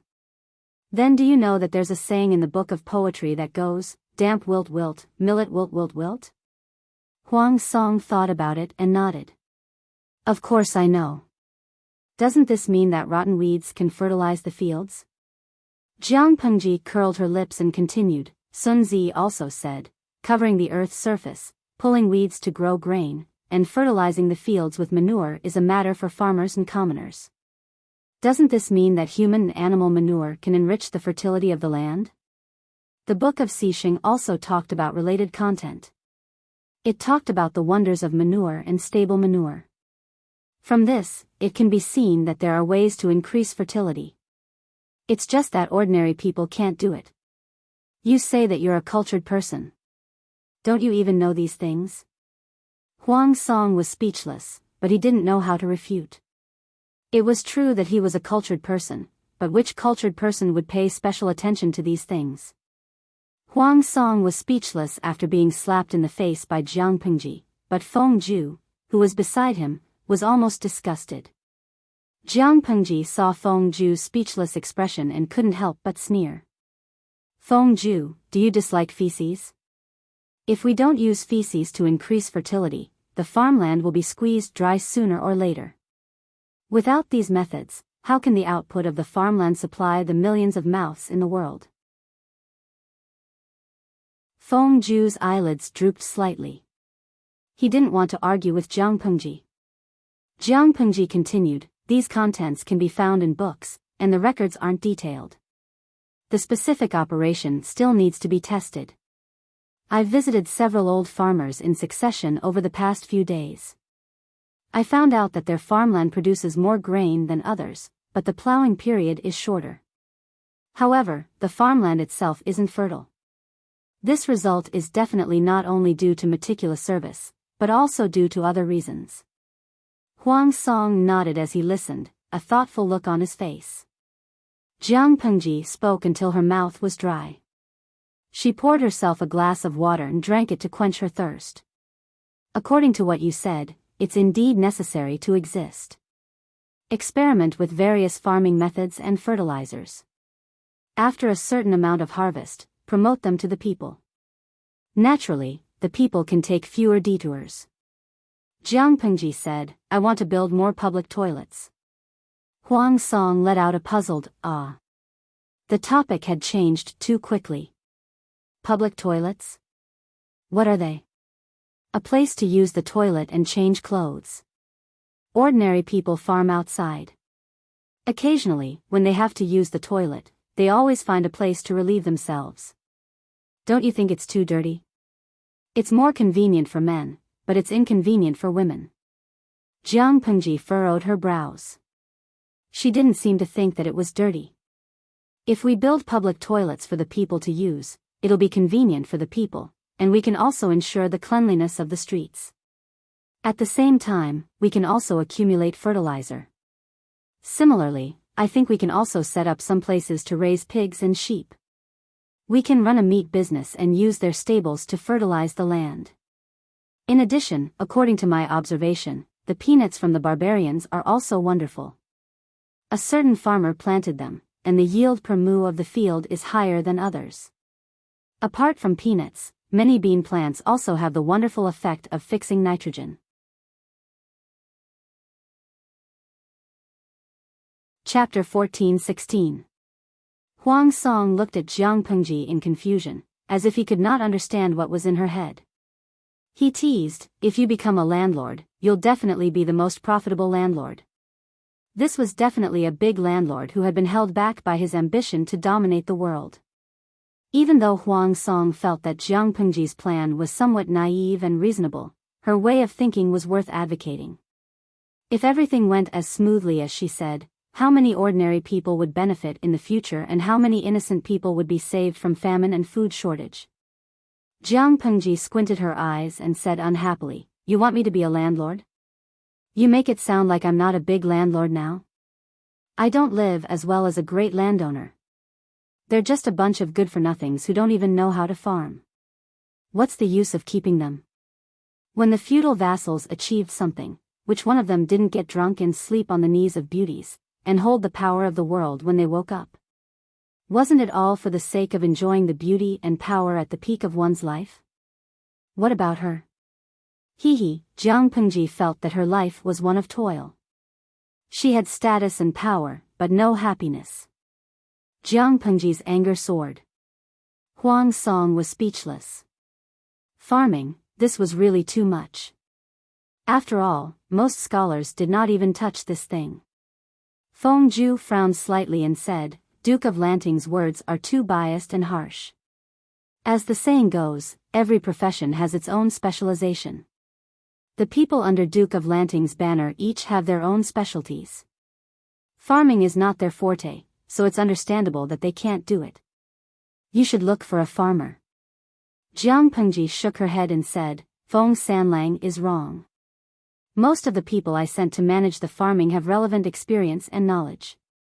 It wasn't that they didn't have enough knowledge, but that they stuck to conventions and didn't know how to be flexible.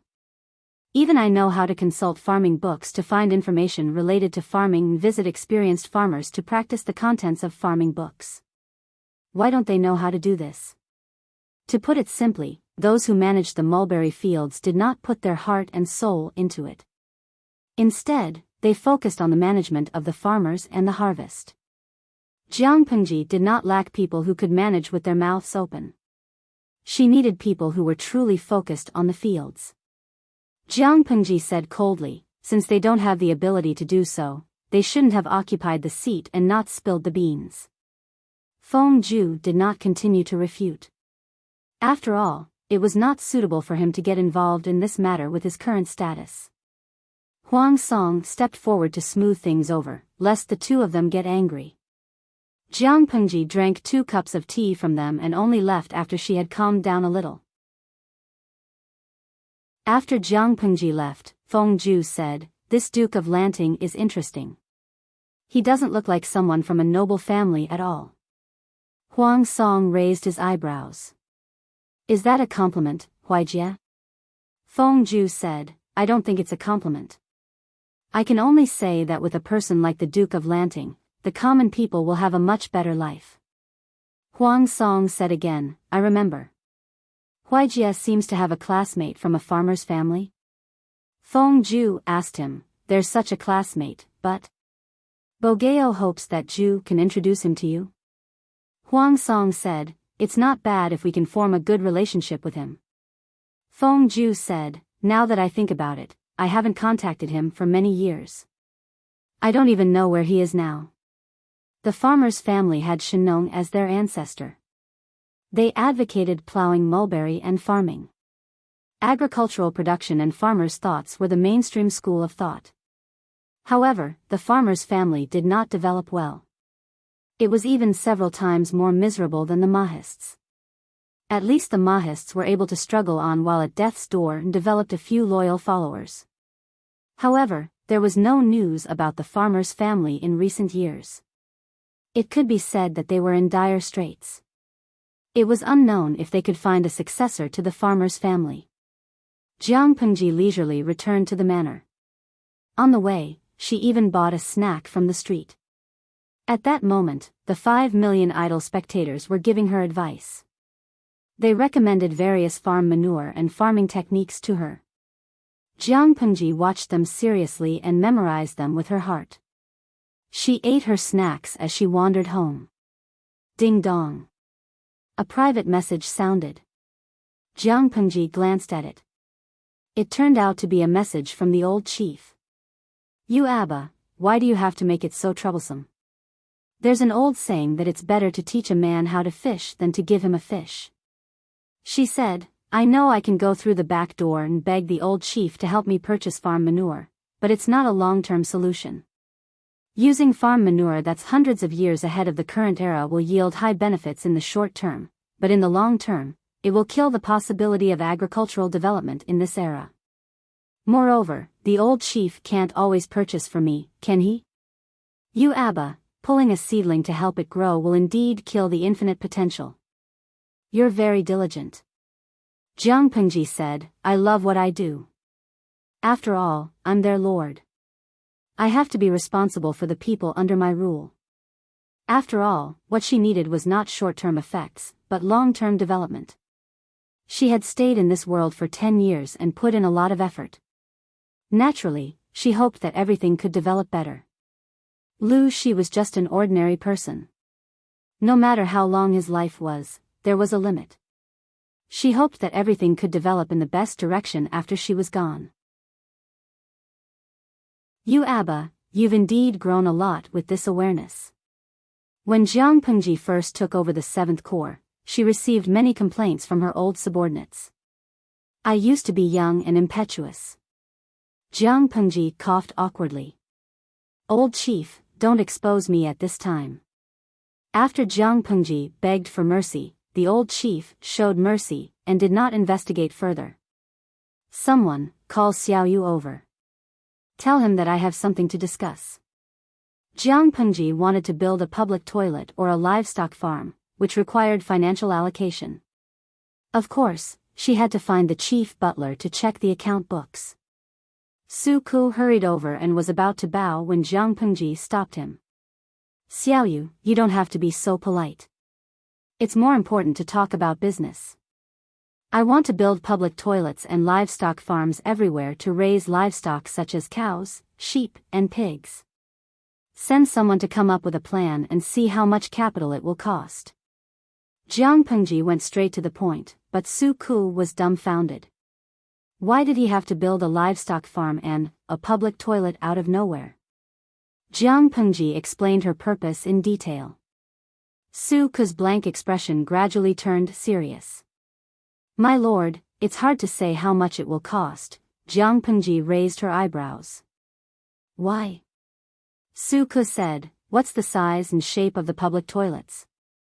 What's the scale of the livestock farm? How many livestock will be raised and how much manpower will be needed? No matter how capable he was, he needed to know this to determine how much it would cost. Jiang Pengji scratched her head. This. I haven't decided yet. I'll think about it tonight. I'll tell you tomorrow. She was used to being a hands-off boss. She only talked and did not do anything, but now it didn't work. Su Ku said, there's still a long way to go. There's no hurry. Jiang Pengji rested her chin on her hand and said, there's no hurry. If we don't solve this matter as soon as possible, it'll make me feel uncomfortable. If she could not settle everything before the spring plowing next year, the next year's harvest would be affected. How could she not worry? Chapter 14-17. Just as Feng Zhu put down the pen in his hand, familiar footsteps came from the corridor outside the house. Father? Feng Zhu packed up the letter unhurriedly. Seeing that it was Feng Ren, his knitted brows relaxed. Feng Ren saw his movements and raised his eyebrows. Did you ask the servant to look for me just now? What's the matter? Feng Zhu said, Father, you have a lot of connections. I would like to ask you for a favor and pass this letter to a classmate of mine when I was studying. He was in an awkward situation now. He needed to be careful in his communication. Feng Zhu thought about it several times. He felt that it was most appropriate for his father to do this. His second brother, Feng Jin, could also do it, but the two brothers rarely met. After Feng Jin got married, he separated from the family due to various reasons. He did not live with them anymore, so Feng Zhu could only ask his father for help. Feng Ren did not take the letter. He just looked down at the name and signature on the letter. Feng Zhu took the initiative to explain, I met the Duke of Lanting today. I thought she might need this person, so I made a recommendation. Feng Ren's brows relaxed. He reached out to take the letter and asked, why don't you do it yourself? If the recommendation was meritorious, Feng Zhu could use this opportunity to become an official again.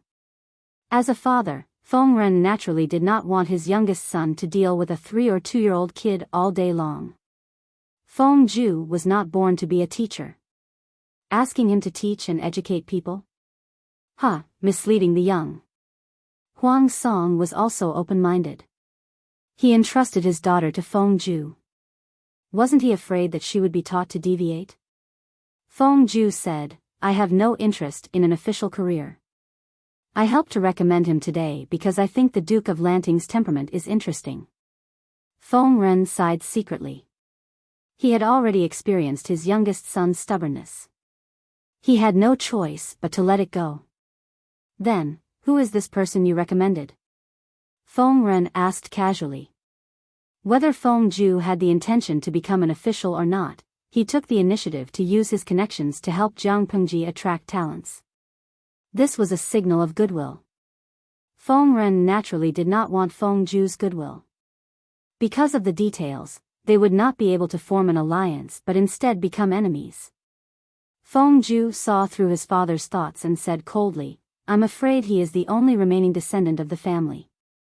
This person's surname is Dou, and his name is Shi. His courtesy name is Zhongguang. He was my classmate when I was studying. According to what the Duke of Lanting said today, she might be able to use this person."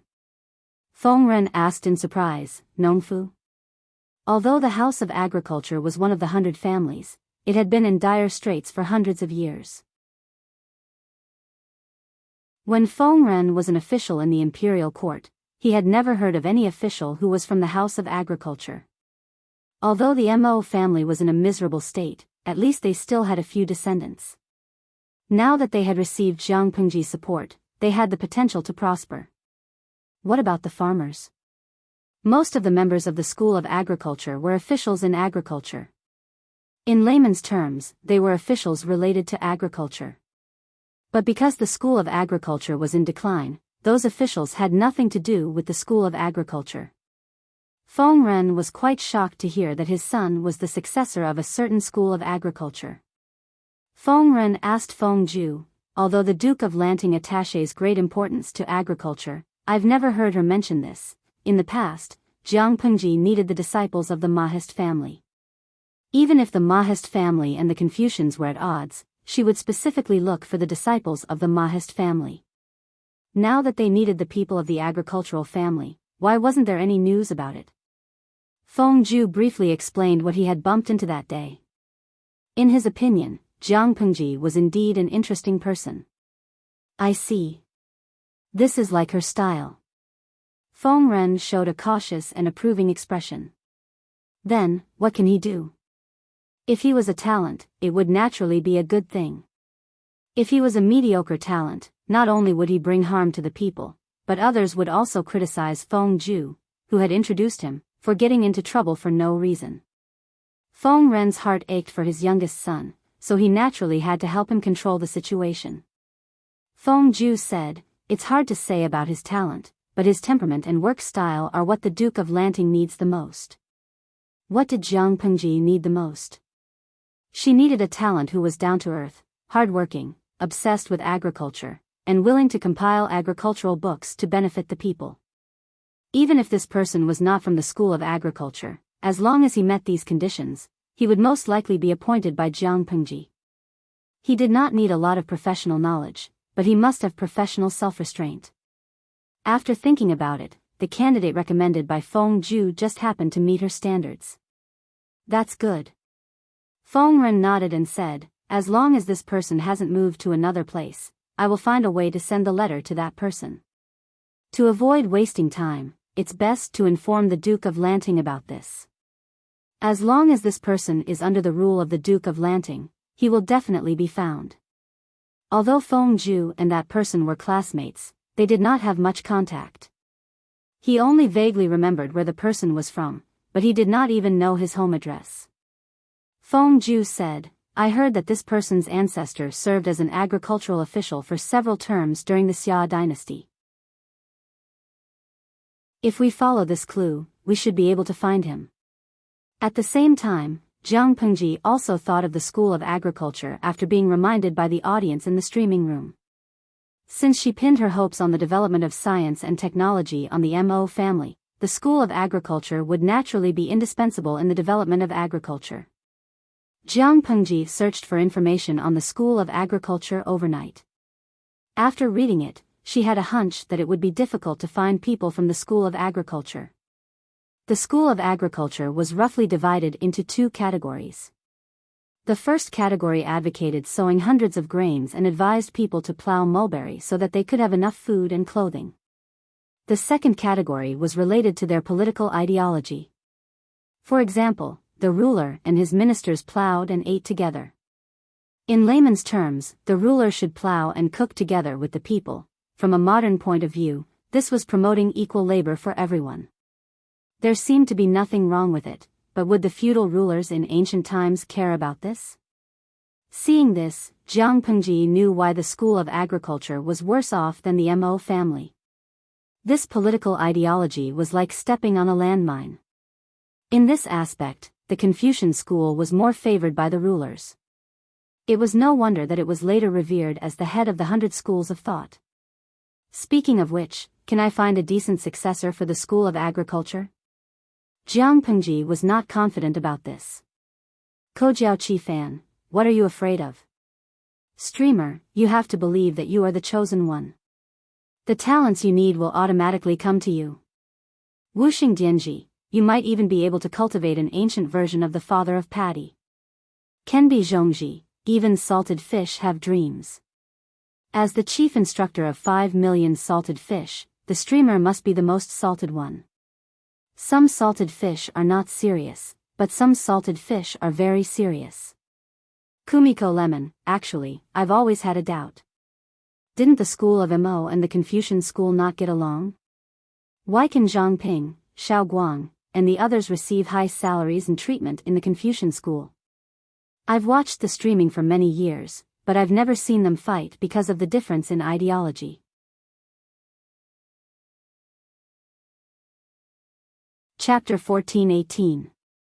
Canteen Daffin Auntie, I don't agree.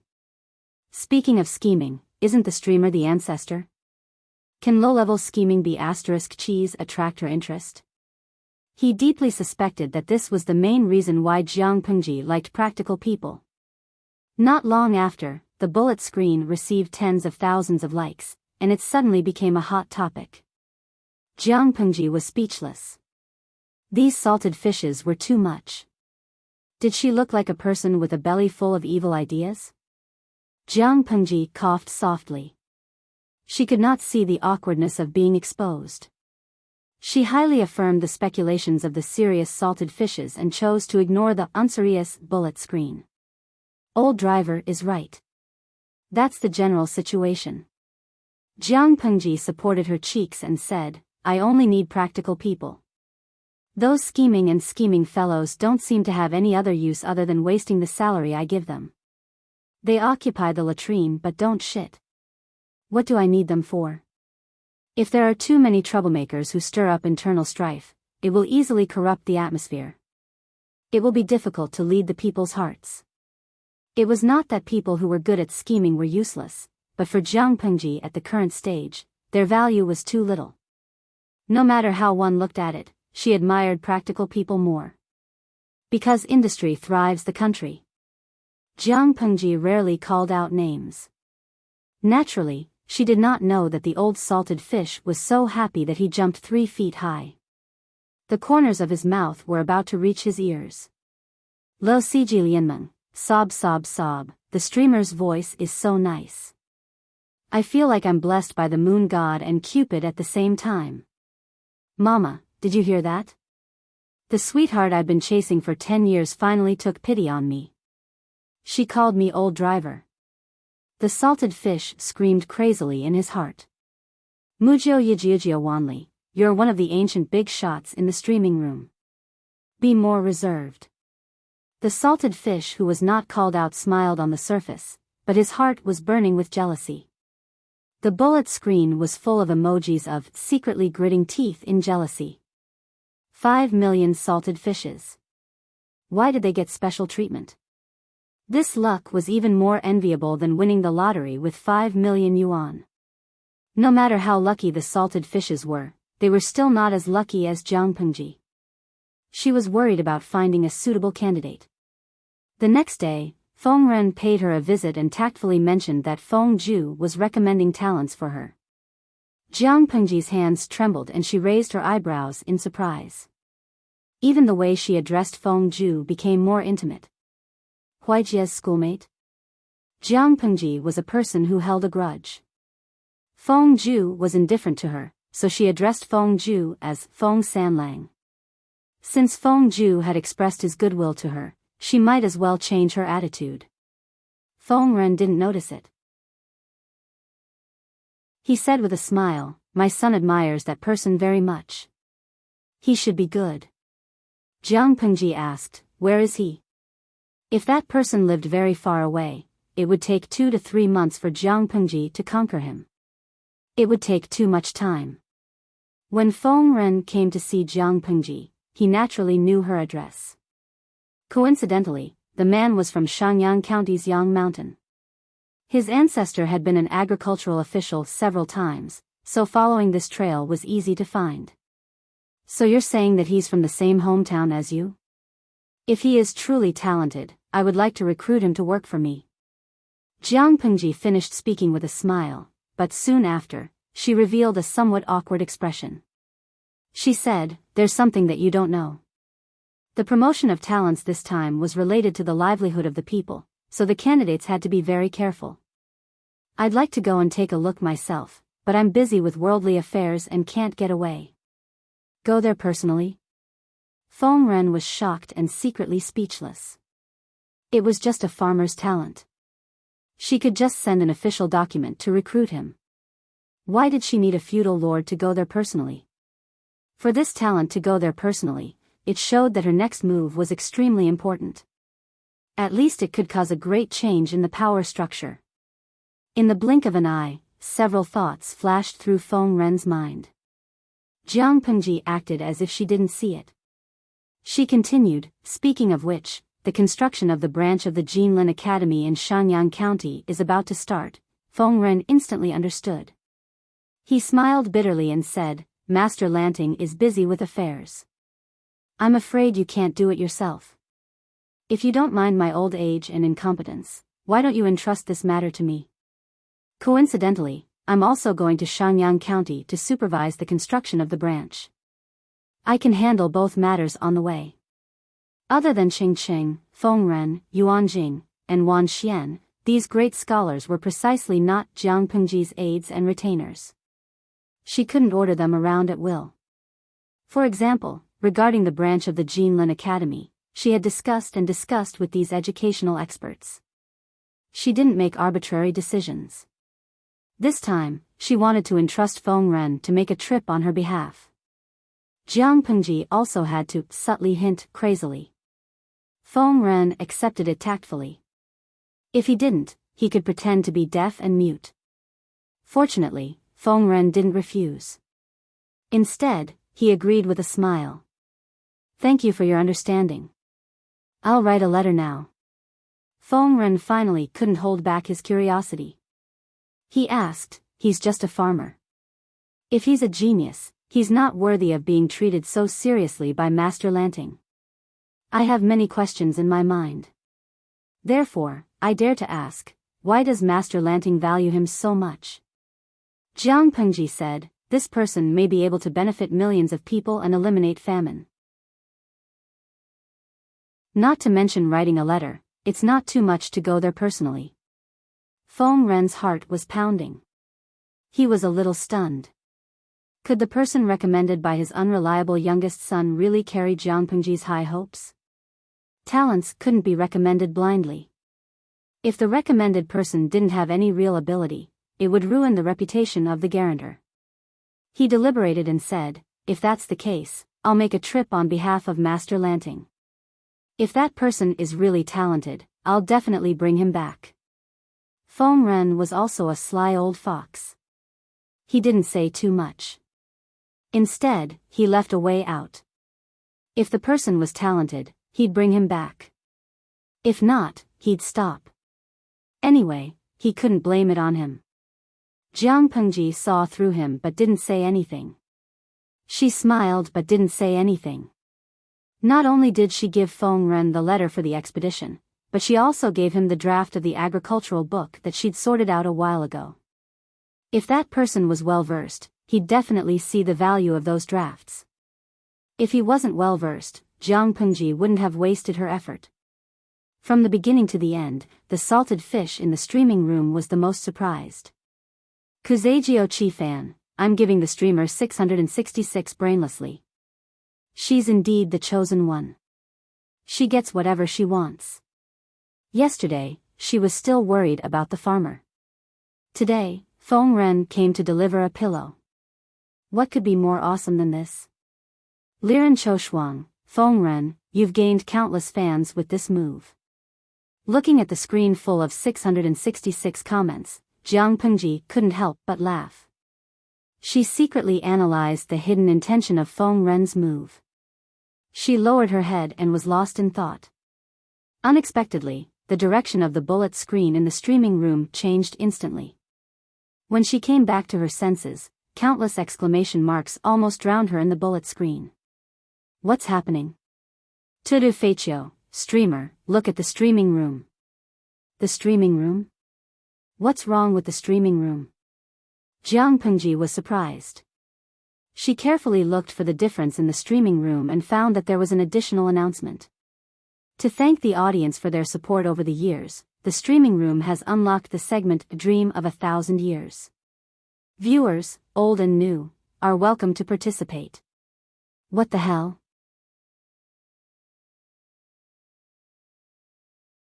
Chapter 1419. Kwai Xiao Meng Xian, a class representative can explain. What is this Dream of 1,000 Years? Blue drawer, it sounds like something I don't understand, but it sounds awesome. Carefree hee, no. It's more like a magical welfare reward. I'm super curious. The salted fish on the red bullet screen was surprised and curious, like a baby. The salted fish on the blue bullet screen was one-sided. Eat Kwai Duo Zhangda, oh my god, have you fallen? Dream of 1,000 Years is out. Yang Family's Little Princess, is Dream of 1,000 Years going to be reopened? TSK. Are those idiots going to pounce on us again? Siju and Bourgeois, let's go. I thought this streamer was a decent streamer. I didn't expect her to hide so much. Scary. The salted fish on the blue bullet screen obviously knew what was going on. The bullet screen was filled with shock, fear, disappointment, scolding, and some even said that Jiang Pengji was a scheming B***TCH.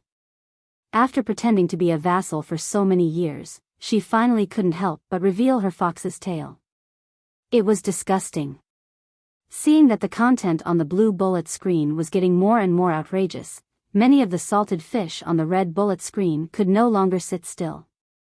They all stood up and cheered for Jiang Pengji. They hadn't even figured out what the Dream of 1,000 Years program was. Why did these guys start to hate the person they liked?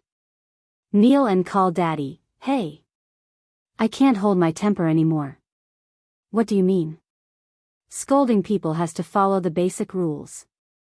Did our streamer offend you? If you don't want to watch the stream, get out. Don't occupy the latrine and take up our spot. Do you really think salted fish like us are useless? The salted fish on the red bullet screen had always claimed to be Jiang Pengji's loyal fans.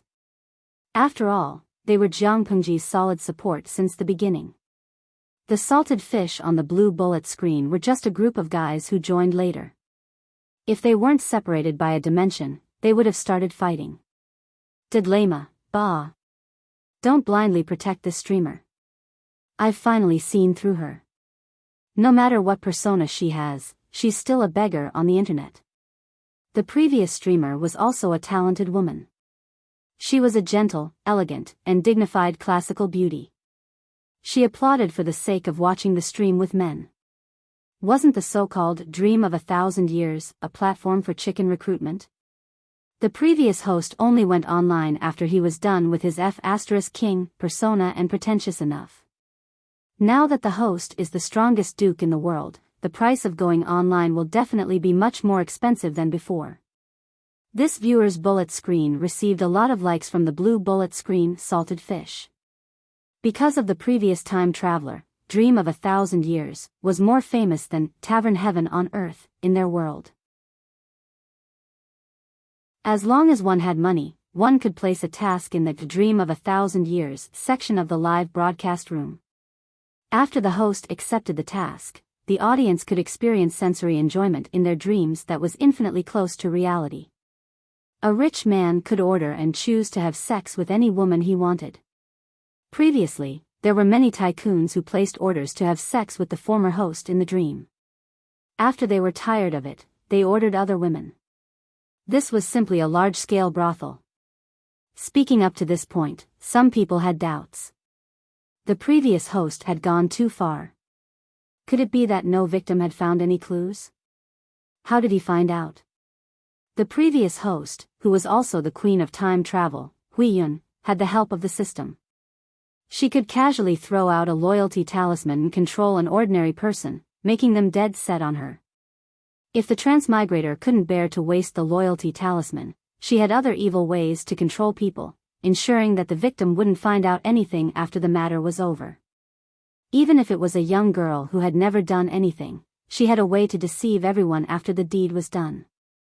She ensured that the girl's future husband wouldn't be able to tell that his wife had already lost her virginity to countless men. Using this method, the transmigrator successfully worked as a brothel keeper for more than a decade. The Dongqing Palace and Zhongzhou Palace were considered the hardest-hit areas. The palace maids and concubines suffered greatly, and it was unknown how many innocent women were harmed. To this day, many otakus still had hundreds of gigabytes of videos stored on their computers, enlightening countless youths with X knowledge. The blue bullet screen salted fish naturally didn't know these inside stories. However, when the transmigrator was a host, the live broadcast room was indeed foul. 9 out of 10 times, there would be inharmonious content. Many otakus couldn't climb over the wall to watch Japanese porn, so they simply collected the recordings of the live broadcast room. The content of the recordings was more hardcore and explosive than many other movies. Most importantly, they didn't charge money. A few years later, these recordings had a huge impact on the production chain of a certain business in Japan, causing a period of depression and loss. All kinds of dark history could be said to be innumerable. The blue bullet screen salted fish saw the words, "Dream of 1,000 years," and subconsciously thought of the fear of the live broadcast room being dominated by the 8th letter. Under Jiang Pengji's management, the live broadcast room had already escaped from the shadow of the previous host. People had also forgotten about the dark history, but it didn't mean that they had forgotten it. All they needed was an opportunity, and all the memories would come back. With the help of the blue bullet screen, the red salted fish finally knew what "Dream of 1,000 years" meant. However, to Feichio, the host would never do such a thing. Otherwise, I would live broadcast eating rice fields. Sang Kei, I agree with the ancient big boss. Gui Kai Guofengxio, I'd rather believe in the sexy host who kills people online than believe that she would do such a thing. I realize that you guys really don't have a clue.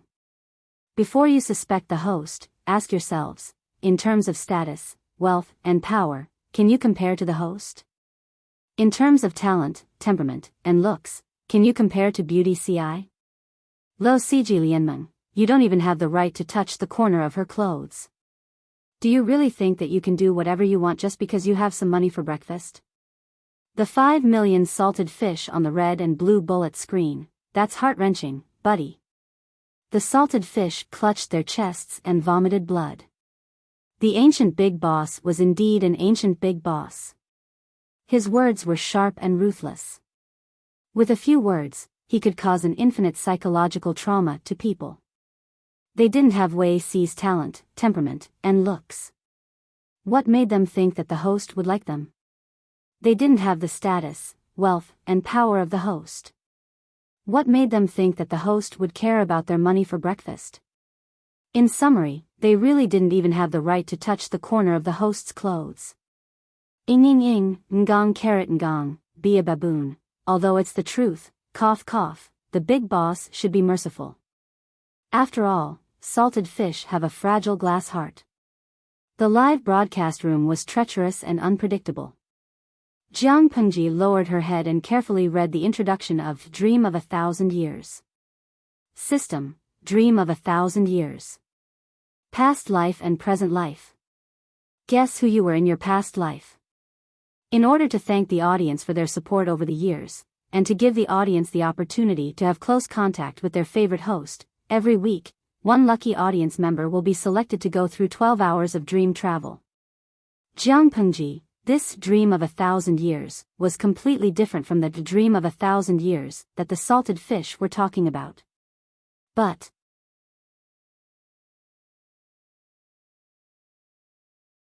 Chapter 1420. You may not believe it, but the African baby finally became popular and transmigrated. The original poster posted a screenshot on the first floor. There was a line of golden words on it. Congratulations to the viewer, Yi Wu Yenling, for winning the first Dream of 1,000 Years event. The post sank as soon as it was posted. Not long after, it was scooped up by countless salted fish and quickly became a popular post. Comment 33, F***CK. I found a shameful lucky emperor. The content of the post makes people feel uncomfortable. Comment 108, I never expected that a group of ancient big shots would be defeated by a green-skinned guy from the forum. The forum was called the Empress Streaming Forum. One look at the name and you knew it was a forum for the live stream. The members were very active. The ancient big shot, Tudu Feichio, was the founder of the forum and the editor of the related magazine.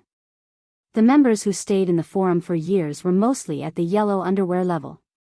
The green-skinned guy was a newcomer. Who wouldn't be jealous? They were loyal to the streamer. Why didn't such a good thing happen to them but to a green-skinned guy? Comment 999, OP, open the door. I'm going to hack you to death. Comment 1008, sob, I thought it was photoshopped. I didn't expect it to be real. The probability was 1 in 5 million. With such good luck, why didn't you buy a lottery ticket?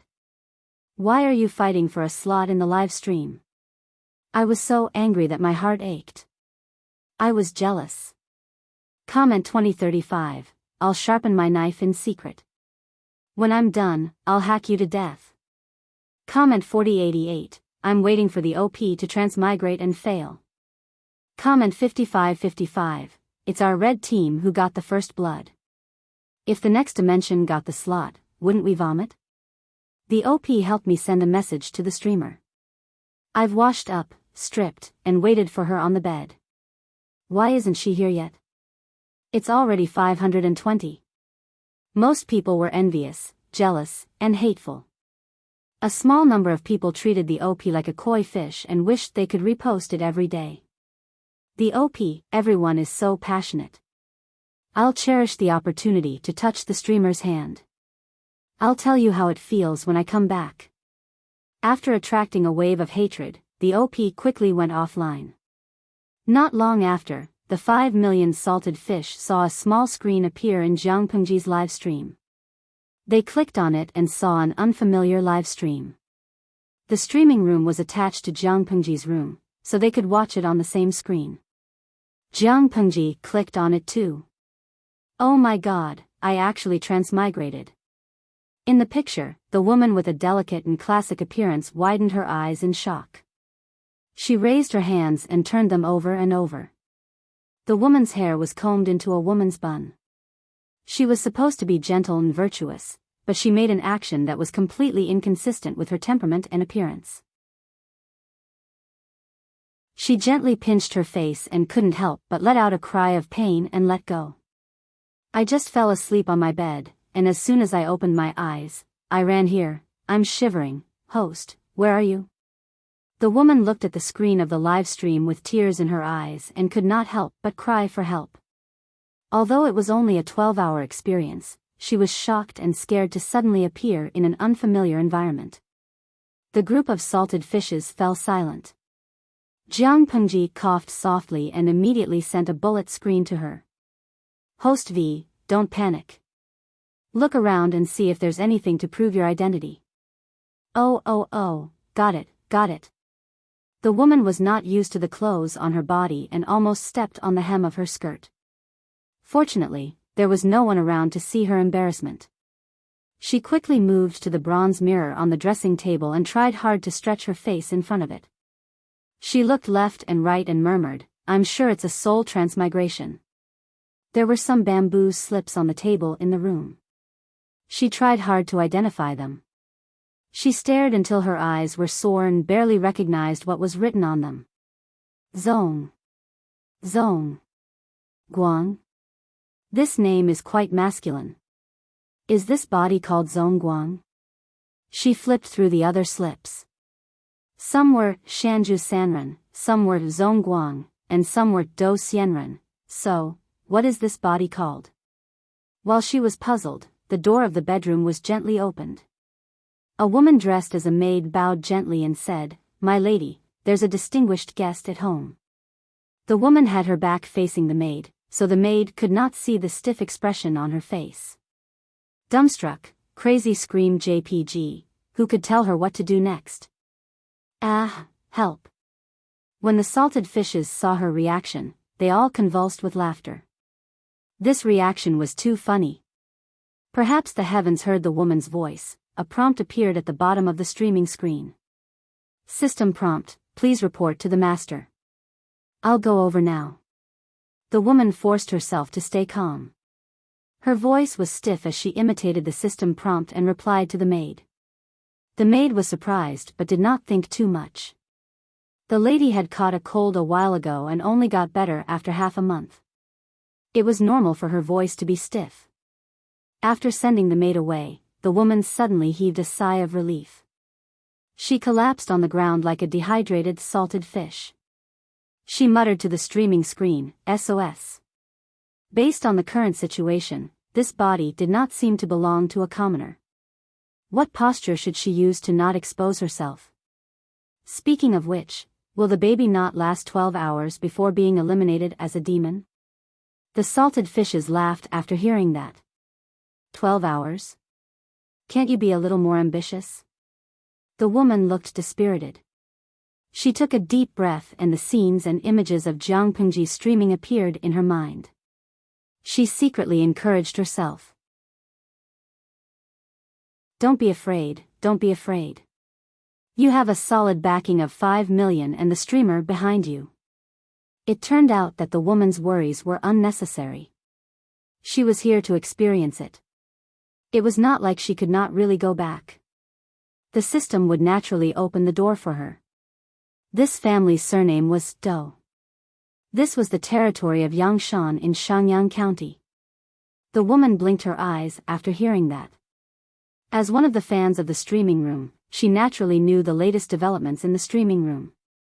The surname Do in Yangshan in Shangyang County. Could it be that this family is the talented farmer that the streamer is looking for? The woman muttered to herself. On the surface, she ordered the servants to prepare to receive the guest according to the system's prompt. The maids did not suspect anything.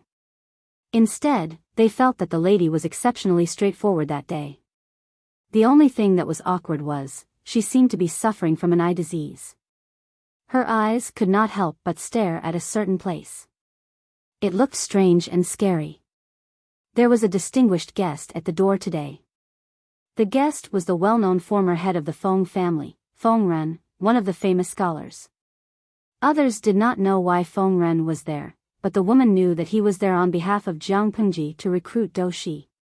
Thinking of this, the woman suddenly recalled, isn't Zong Guang Do Shi's courtesy name? This body is most likely Do Shi's wife? She muttered to herself. She followed the system's prompt and turned left and right. When she reached the outside of the main hall, she heard Feng Ren's voice. System, please pay attention to the prompt. Do not do anything that will ruin the character's design, so as not to cause trouble to the original owner. The woman nodded quickly. She quickly reacted and stopped what she was doing. Others could not see the streaming room's screen and the system's prompt.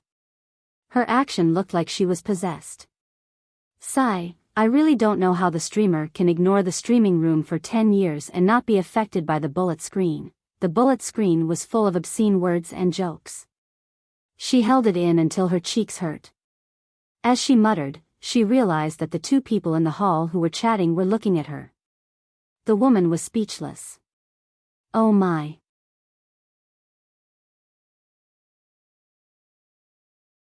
Chapter 1421. As a loyal audience in the streaming room, the woman occasionally daydreamed about transmigration. If she was lucky enough to transmigrate, what would she do?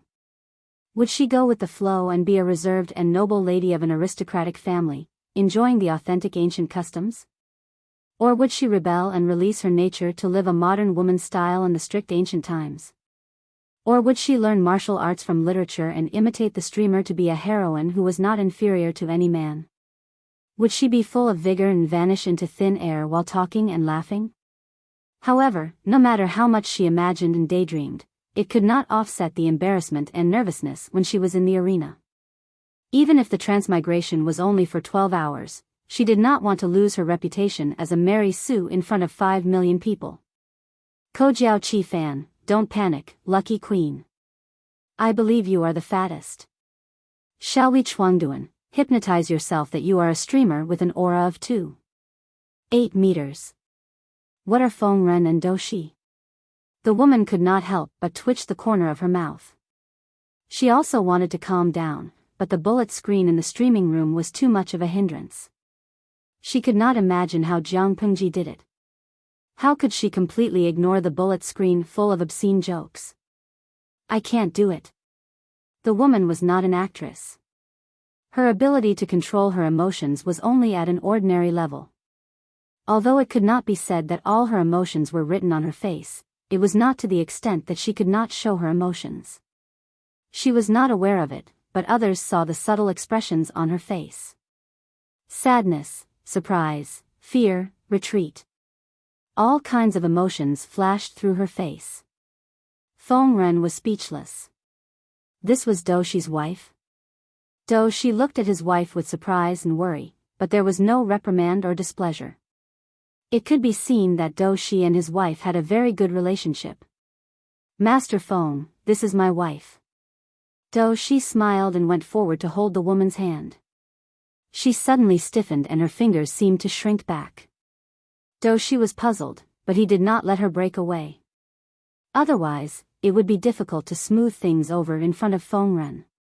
My wife has admired your talent since she was still in her boudoir. Now that she heard that you are a guest in our house, I'm afraid she is overjoyed.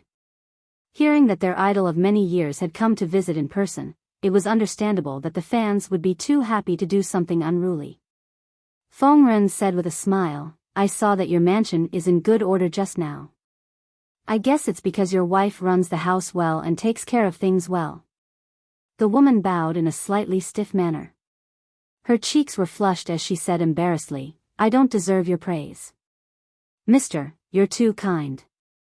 From an outsider's point of view, her reaction coincided with what Do Shi had just said. The awkward atmosphere was immediately alleviated.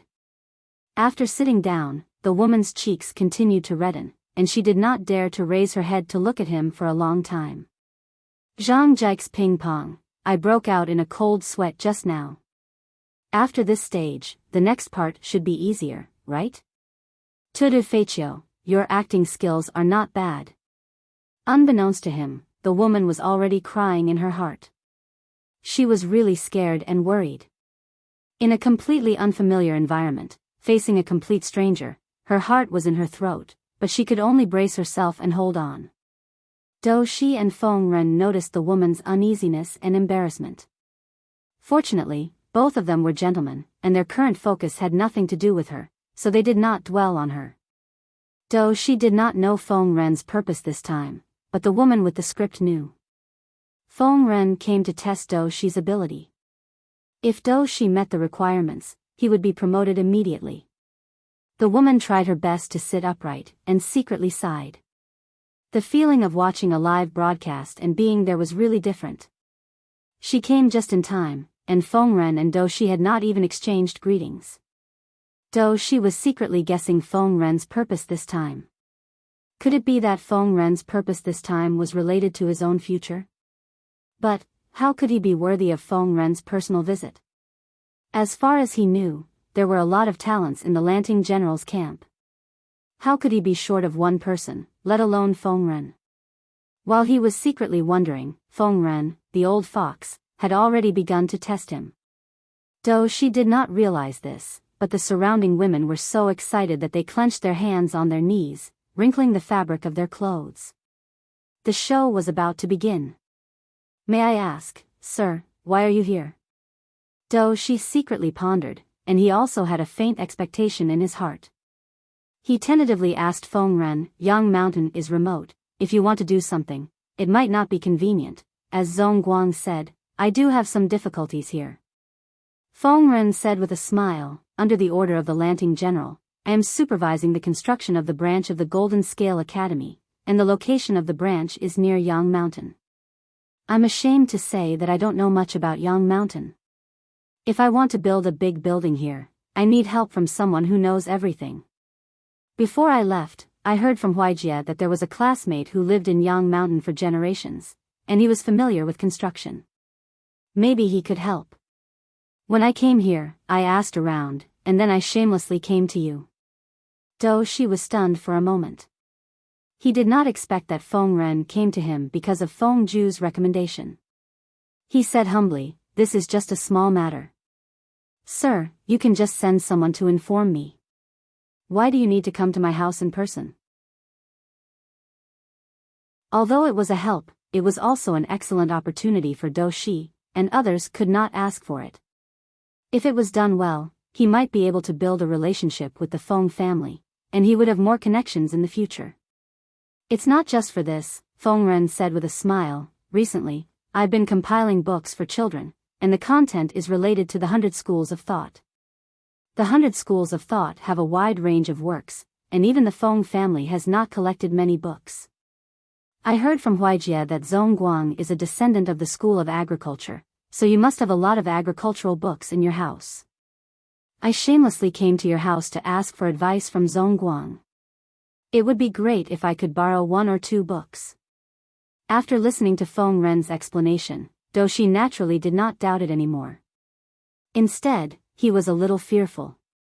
For a famous scholar to ask for guidance from a nameless junior, the other party was giving him face. How could Doshi dare to casually agree? Fengren used this topic to test Doshi's depth. The Feng family had collected a lot of agricultural books, and Fengren had also dabbled in this area, so it was not a problem to teach him. Doshi also completely let down his guard, and told him everything he knew. As a small part of the 100 schools of thought, the School of Agriculture had always not been valued. It had been a long time since Doshi talked about the School of Agriculture with someone so freely. Once he started talking, he could not stop talking. He was so immersed in it that he did not notice Fengren's smile getting wider. As a bystander, the woman naturally did not want to miss Fengren's reaction. Judging from his attitude, Fengren was quite satisfied with Doshi. It seemed like there was a chance. When Doshi's mouth was dry from talking, Fengren took out a roll from his sleeve and said, I came across something a while ago. This was naturally the draft that Jiang Pengji had given to Fengren. Doshi asked, this is?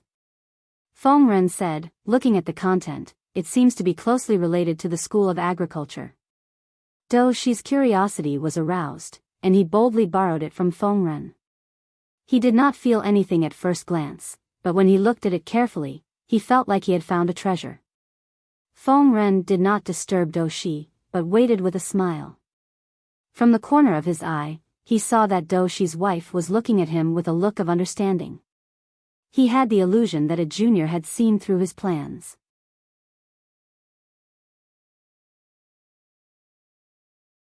Chapter 1422.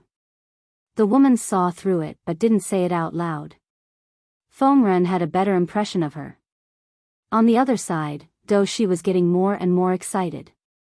He couldn't help but ask, where did you find this? Fengren showed just the right amount of confusion. Why are you so excited? Could it be that this item is a supreme treasure? Doshi suppressed his excitement. I don't know if it's a treasure or not, but if it's used properly, it's worth tens of thousands of gold coins. Although the draft was written carelessly, Doshi could see the value in it. Unlike the obscure and simple farming books, the content of the draft was concise and clear, almost like a vernacular. The content was also very interesting. It went from shallow to deep, progressing step by step, from a rough general category to a detailed description of each subcategory. There were also many farming plans. These plans were fresh to Do Shi. This was like a key that opened the door to a new world, giving him a feeling of enlightenment. Oh. Really? Feng Ren pretended to be surprised. Do Shi suppressed his excitement and said with a smile, if I didn't know who the author is, would really like to visit you and have a good discussion. Feng Ren asked, what do you mean? Do Shi said, Dongqing is peaceful under the governance of Lord Lanting, but other places are suffering from famine. In the final analysis, it's because the good farmland produces too little food. There are many reasons for limiting the output of farmland, but the most fatal one is the fertility of farmland. The fertility of farmland was a big problem that was difficult to solve. It fundamentally restricted agricultural output. Even fertile farmland couldn't stand continuous farming. Sooner or later, it would degenerate due to the lack of fertility. For sustainable development, they could only choose to stop farming and let the fertility of the farmland recover by itself. Once they stopped farming, it meant that there would be no food production during the farming period, which undoubtedly increased the food pressure. Jiang Pengji had been fighting for years. In order to maintain the supply, she could only cultivate wasteland while farming continuously. In the long run, it was tantamount to drinking poison to quench thirst. Feng Ren nodded and said, what do you mean? I don't know who wrote this book. The content is bold and novel. I've never heard of it. Do Shi pointed to the draft and said, even if others think it's wild and unrealistic, I think this person's idea is very logical. I think it must be written by a famous farmer. This person wanted to use manpower to replenish the fertility of the farmland. His plan was clear and specific, and most of it was traceable and reasonable. Many people don't know how to use the fertilizer, but those who know how to use it don't know how much is appropriate. They don't even know how to use it to maximize the benefits of the farmland. This person is very meticulous. Not only did he think of everything, he even provided detailed steps. When he spoke up to hear, Do Shi spoke with fervor and composure, and he seemed to be unable to stop. The reason why good farmland was called good farmland and had a higher output than ordinary farmland was naturally because the farmland was more fertile.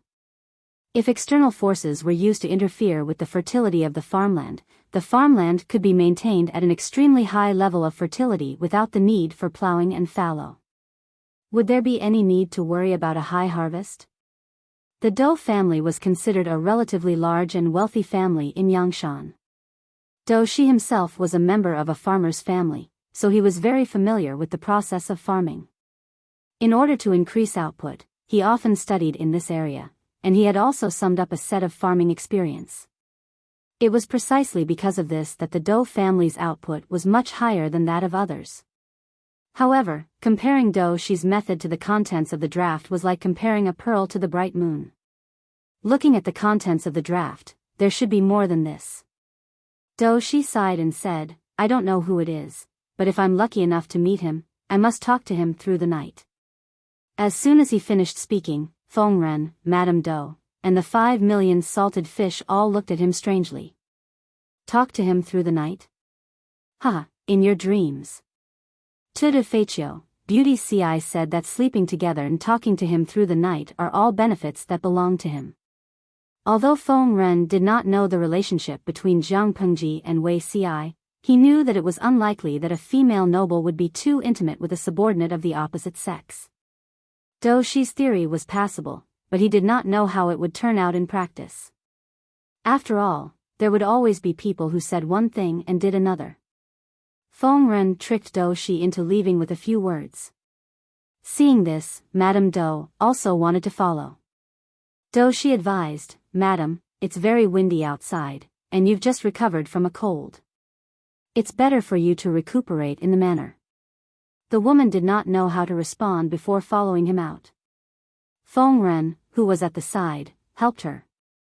Although it's important to recuperate, a proper relaxation can also help with recovery. Your wife's complexion is good, so she should be fine. Do Shi said awkwardly, my wife is a woman after all. If I go with you, I'm afraid I'll be a hindrance. Feng Ren smiled and said, it's okay. Though she did not know why he came, but this madam seemed to have seen through him and was watching the show from the side. One could imagine that she was also a clear-minded person. Hen Xingzao, oh my god, I don't know why, but when I see Big Boss Fengren smile, I feel creepy. It's more than creepy, the woman muttered to herself. When she was in front of Fengren, she felt that this old fox was more uneasy than she had imagined. The three of them changed into clothes that were convenient for traveling. The woman also changed into a simpler outfit and wore wooden clogs. The woman was embarrassed to find that Fengren and Do Shi did not make a sound when they walked, but she was the only one who made a clanking sound when she stepped on the wooden clogs. The woman was speechless. Hum hum hum, nh. Do Shi also looked at his wife in surprise, and Fengren looked at her with a faint smile. She was so stressed. She felt that she could be exposed at any moment. I was a little sick earlier. If I've been rude, please forgive me, the system did not prompt her, so she could only rack her brain to think of a way to deal with it. Fortunately, Fengren was not a calculative person, so he did not criticize her. The Do family had a lot of farmland, and Do Shi took care of a few acres himself. They were considered experimental fields. Because of proper care, the crops were growing well. Do Shi was not only good at theory, but he was also very good at practice. He knew that the political views of the farmers were not in line with the mainstream, and he did not have any background, so officialdom was not suitable for him. Therefore, although he wanted to become an official, he also knew what he was doing. Most of his thoughts were on how to run the family business. As a rich family in Yangshan, running the farmland well was equivalent to running the family business well. Do Shi combined theory with practice, and the harvest of the farmland was very good. Even if it was a disaster year, he could still make a small sum of money. If God was kind to him, he would make a lot of money this year. It was rare to see a landlord as pure and unpretentious as him in this world. You could not see what other landlords looked like, but he had a good reputation in Yangshan. Fengren had never worked in the field, but he still had a theory. The woman also had the help of the salted fish in the live broadcast room, and from time to time, she would say something amazing. Fengren praised, "Your wife is really not an ordinary woman. With such insight, no wonder you can be in harmony with Zhongguang." The woman smiled shyly.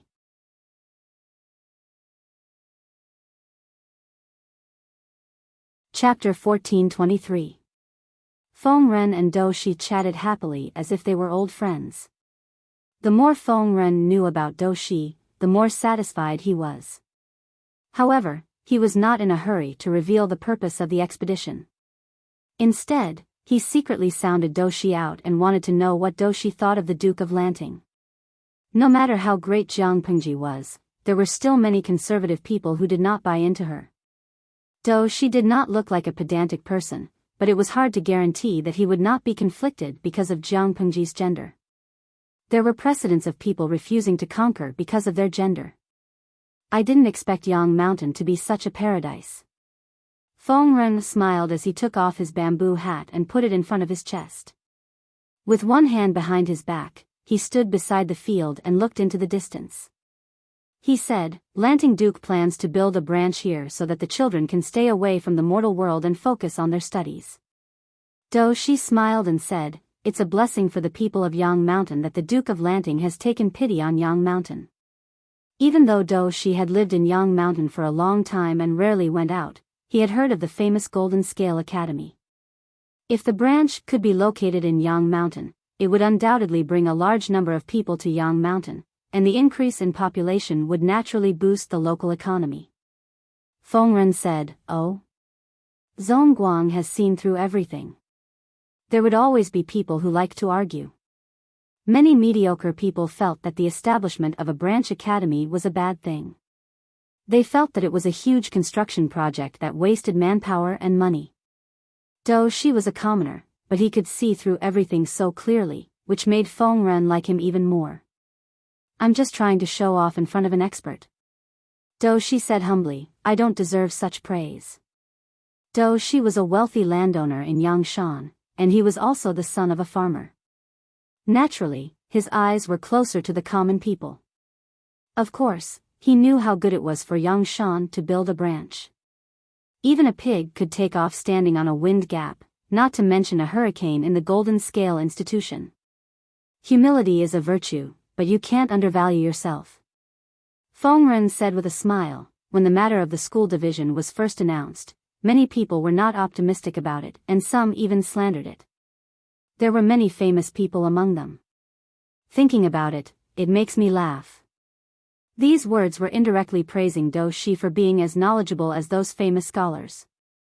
Do Shi didn't know whether to agree or not, so he could only change the topic. Lord Lanting has the ability to rule the heavens and the earth. It's not easy for ordinary people to see through his thoughts. It wasn't that Do Shi was talented, nor was it that the famous scholars who had misjudged him were useless. It was clear that the person in question was too scheming and too capable. The smile on Feng Ren's lips grew wider. Logically speaking, he, who was born in the Confucian school, was unlikely to like Do Shi, who was born in the peasant school. After all, the knowledge and political ideas of the two families were in conflict. However, this did not prevent Feng Ren from appreciating Do Shi. There weren't many interesting young people like him anymore. From what you've said, Zhongguang seems to hold the Duke of Lanting in high regard. Feng Ren asked with a smile, "What do you think of her?" Do Shi shook his head and said, "A dignified marquis and a wise ruler. How can a commoner judge him?" In a few words, Feng Ren had already gotten what he wanted from Do Shi. Do Shi held Jiang Pengji in high esteem. If she wanted to subdue him, he would most likely not refuse. With this understanding, Feng Ren felt that he had completed most of his task. His mood was also cleared up. Madame Do, who was following behind them, looked at Do Shi's back and secretly gave him 2 thumbs up. This young man has a bright future. Xiao Muji, to show his loyalty in front of 5 million salted fish, this Do Shi has a bright future. When Miaotsang sure, isn't the point of showing his loyalty to the streamer without knowing it? For Do Shi, no matter how many salted fish there were, they couldn't compare to the streamer alone. After all, Jiang Pengji was Do Shi's future superior. The 3 of them left Do Shi's experimental field and saw a group of servants from rich families waiting at the foot of the mountain. Do Shi saw the emblem of the Feng family on the carriage and said sensibly, "Sir, you're busy. I won't bother you anymore." Feng Ren smiled and nodded. They agreed to meet next time. Madame Do watched Feng Ren get into the carriage and put down the curtain. She was stunned for a long time. "Wait. Big boss Feng Ren, have you forgotten something? Where's the document that the streamer wrote to Do Shi?" Although she didn't scream, her emotions were still revealed. Do Shi saw all the changes in her expression. "Madam, what's wrong?" It was hot outside. Do Shi held an umbrella for her. The woman came back to her senses and said embarrassedly, "I'm a little reluctant. It's rare to meet a famous scholar. Since Feng Ren was the idol that this body worshipped, it shouldn't be a problem to answer like this, right? Maybe there'll be a chance in the future." Do Shi smiled and said, "Madam caught a cold and was very sick. You almost scared me. Now that you've recovered, I should prepare something to go to Qingxue Temple to fulfill my vow. Why don't you go back and rest first? Don't tire yourself out." "Qingxue Temple? Since it's to fulfill my vow, I should be there too. Only then will I show my sincerity." The time-traveling experience only lasted for 12 hours. She wanted to see more of the real ancient times. Why would she want to waste time in the mansion? Do Shi said, "That's good too." Seeing the interaction between the two, many salted fish were relieved. The lucky emperor had some tricks up his sleeves. Do Shi didn't expose him. But, was that the truth? Jiang Pengji rested her chin on her hand and looked at the screen. Her eyes were deep. At that moment, her private message beeped. "You Abba, don't worry." Jiang Pengji said, "What should I worry about?" "You Abba, aren't you worried that the so-called dream of 1,000 years will harm the people in the streaming room? Jiang Pengji didn't even bother to lift her eyelids. She said, Old chief, aren't you worried? The so-called system is the culprit who turned the Federation upside down and caused the 2,000 years of war. I naturally have a reason to worry that this thing will cause trouble again. You Abba, although that person gave you the god-slaying saber with the intention of using you to solve the defected heavenly brain, it was ultimately to clean up the problems left behind by history. The other party's standpoint is the same as yours. Naturally, he won't be a burden to you. In other words, what Jiang Pengji was worried about would not happen. Jiang Pengji glanced at him. Old chief, you really know a lot of insider information. After a while, the system notification popped up. Your good friend, your Abba, has gone offline. Jiang Pengji snorted and muttered, coward. When she returned to the Federation one day, she would capture all the insiders and interrogate them. When she turned her gaze back to the streaming room screen, she realized that Dou Shi and his wife had already arrived at Qingxue Temple. Qingxue Temple was a Taoist temple. Although it was an ancient building with a long history, it didn't have a lot of followers. It wasn't until a few years ago that a Zhenren came to Qingxue Temple to practice on his own that the Taoist temple began to flourish.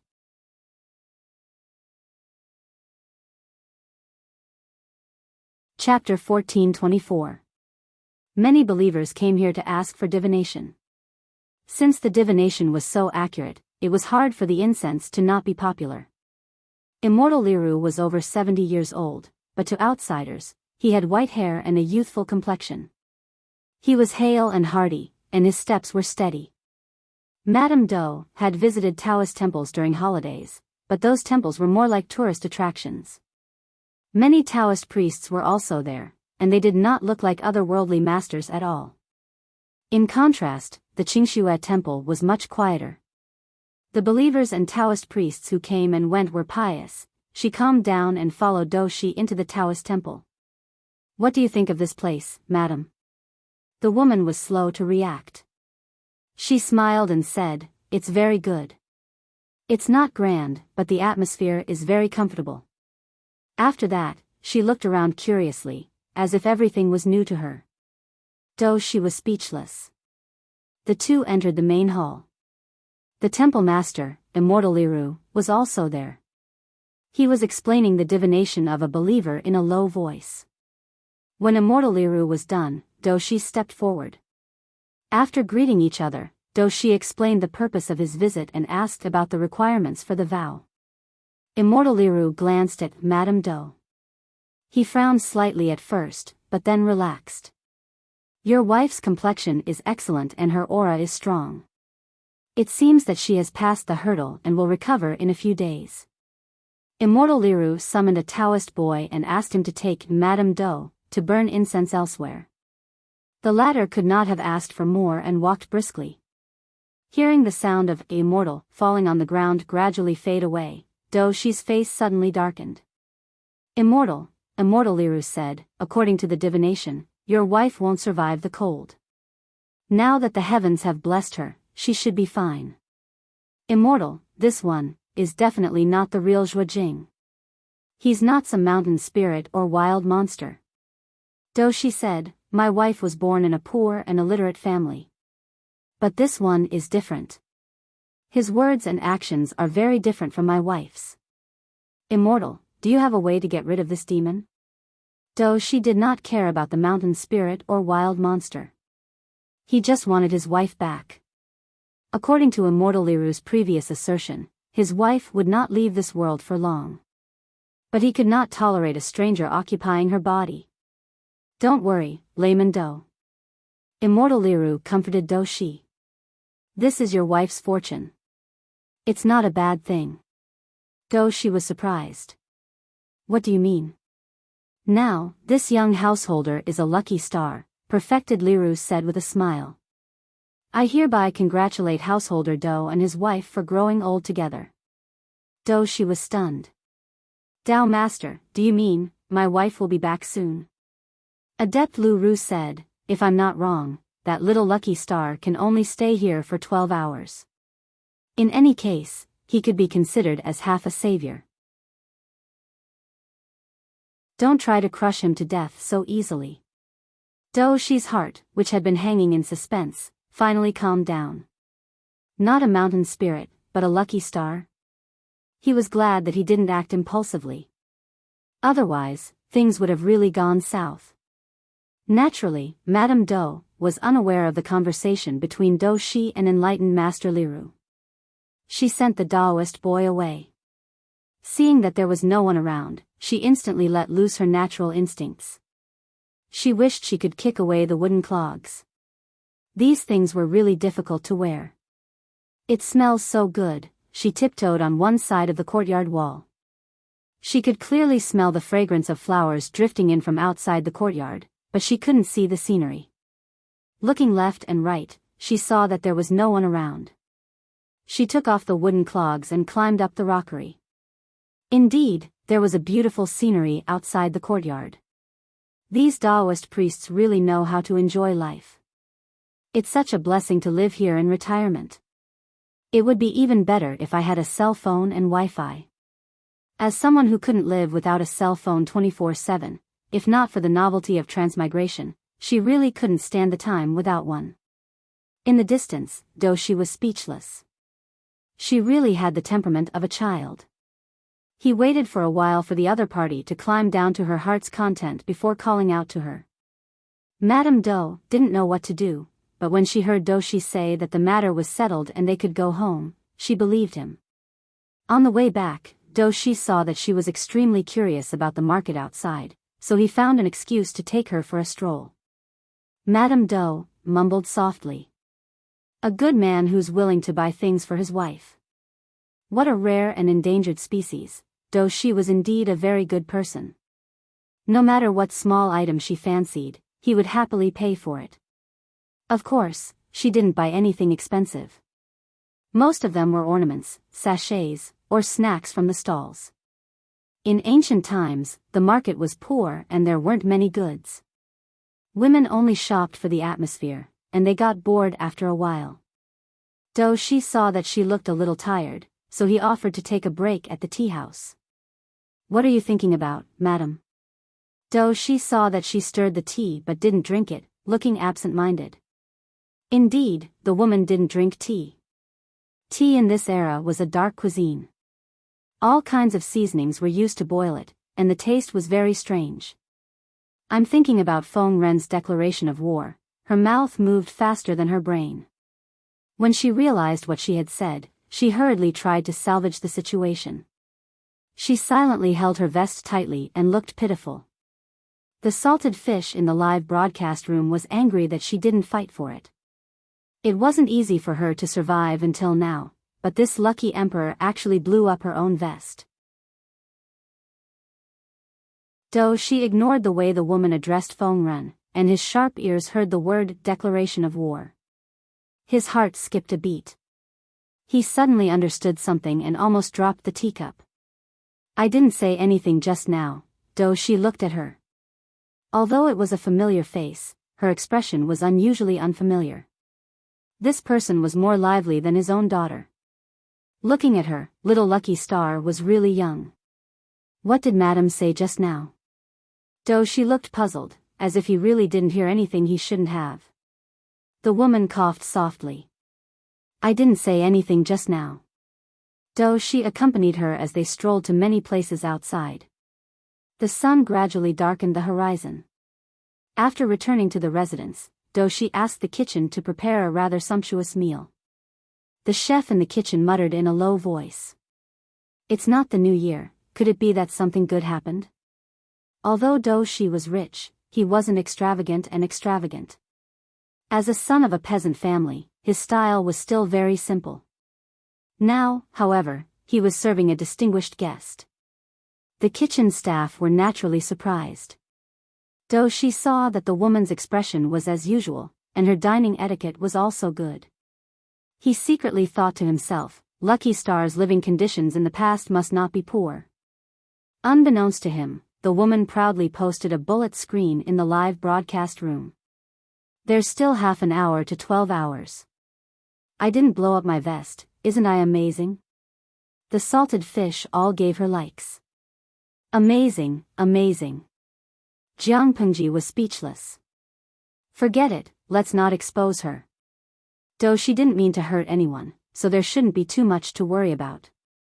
In fact, Jiang Pengji didn't have to worry about the woman. Dream of 1,000 years was a welfare activity, so naturally, there were sound protective measures. Apart from the necessary prompts, once the participants were threatened, they would be sent back in advance. If the experiencer did anything that would destroy the bad guy, the experience would also be forcibly ended. Not everyone who participated in the activity was so unlucky to meet Feng Ren and Do Shi, two shrewd people. Right off the bat, you're tuning in to the Romantic Tales YouTube channel. Don't forget to subscribe and join us on this journey to catch the most captivating stories.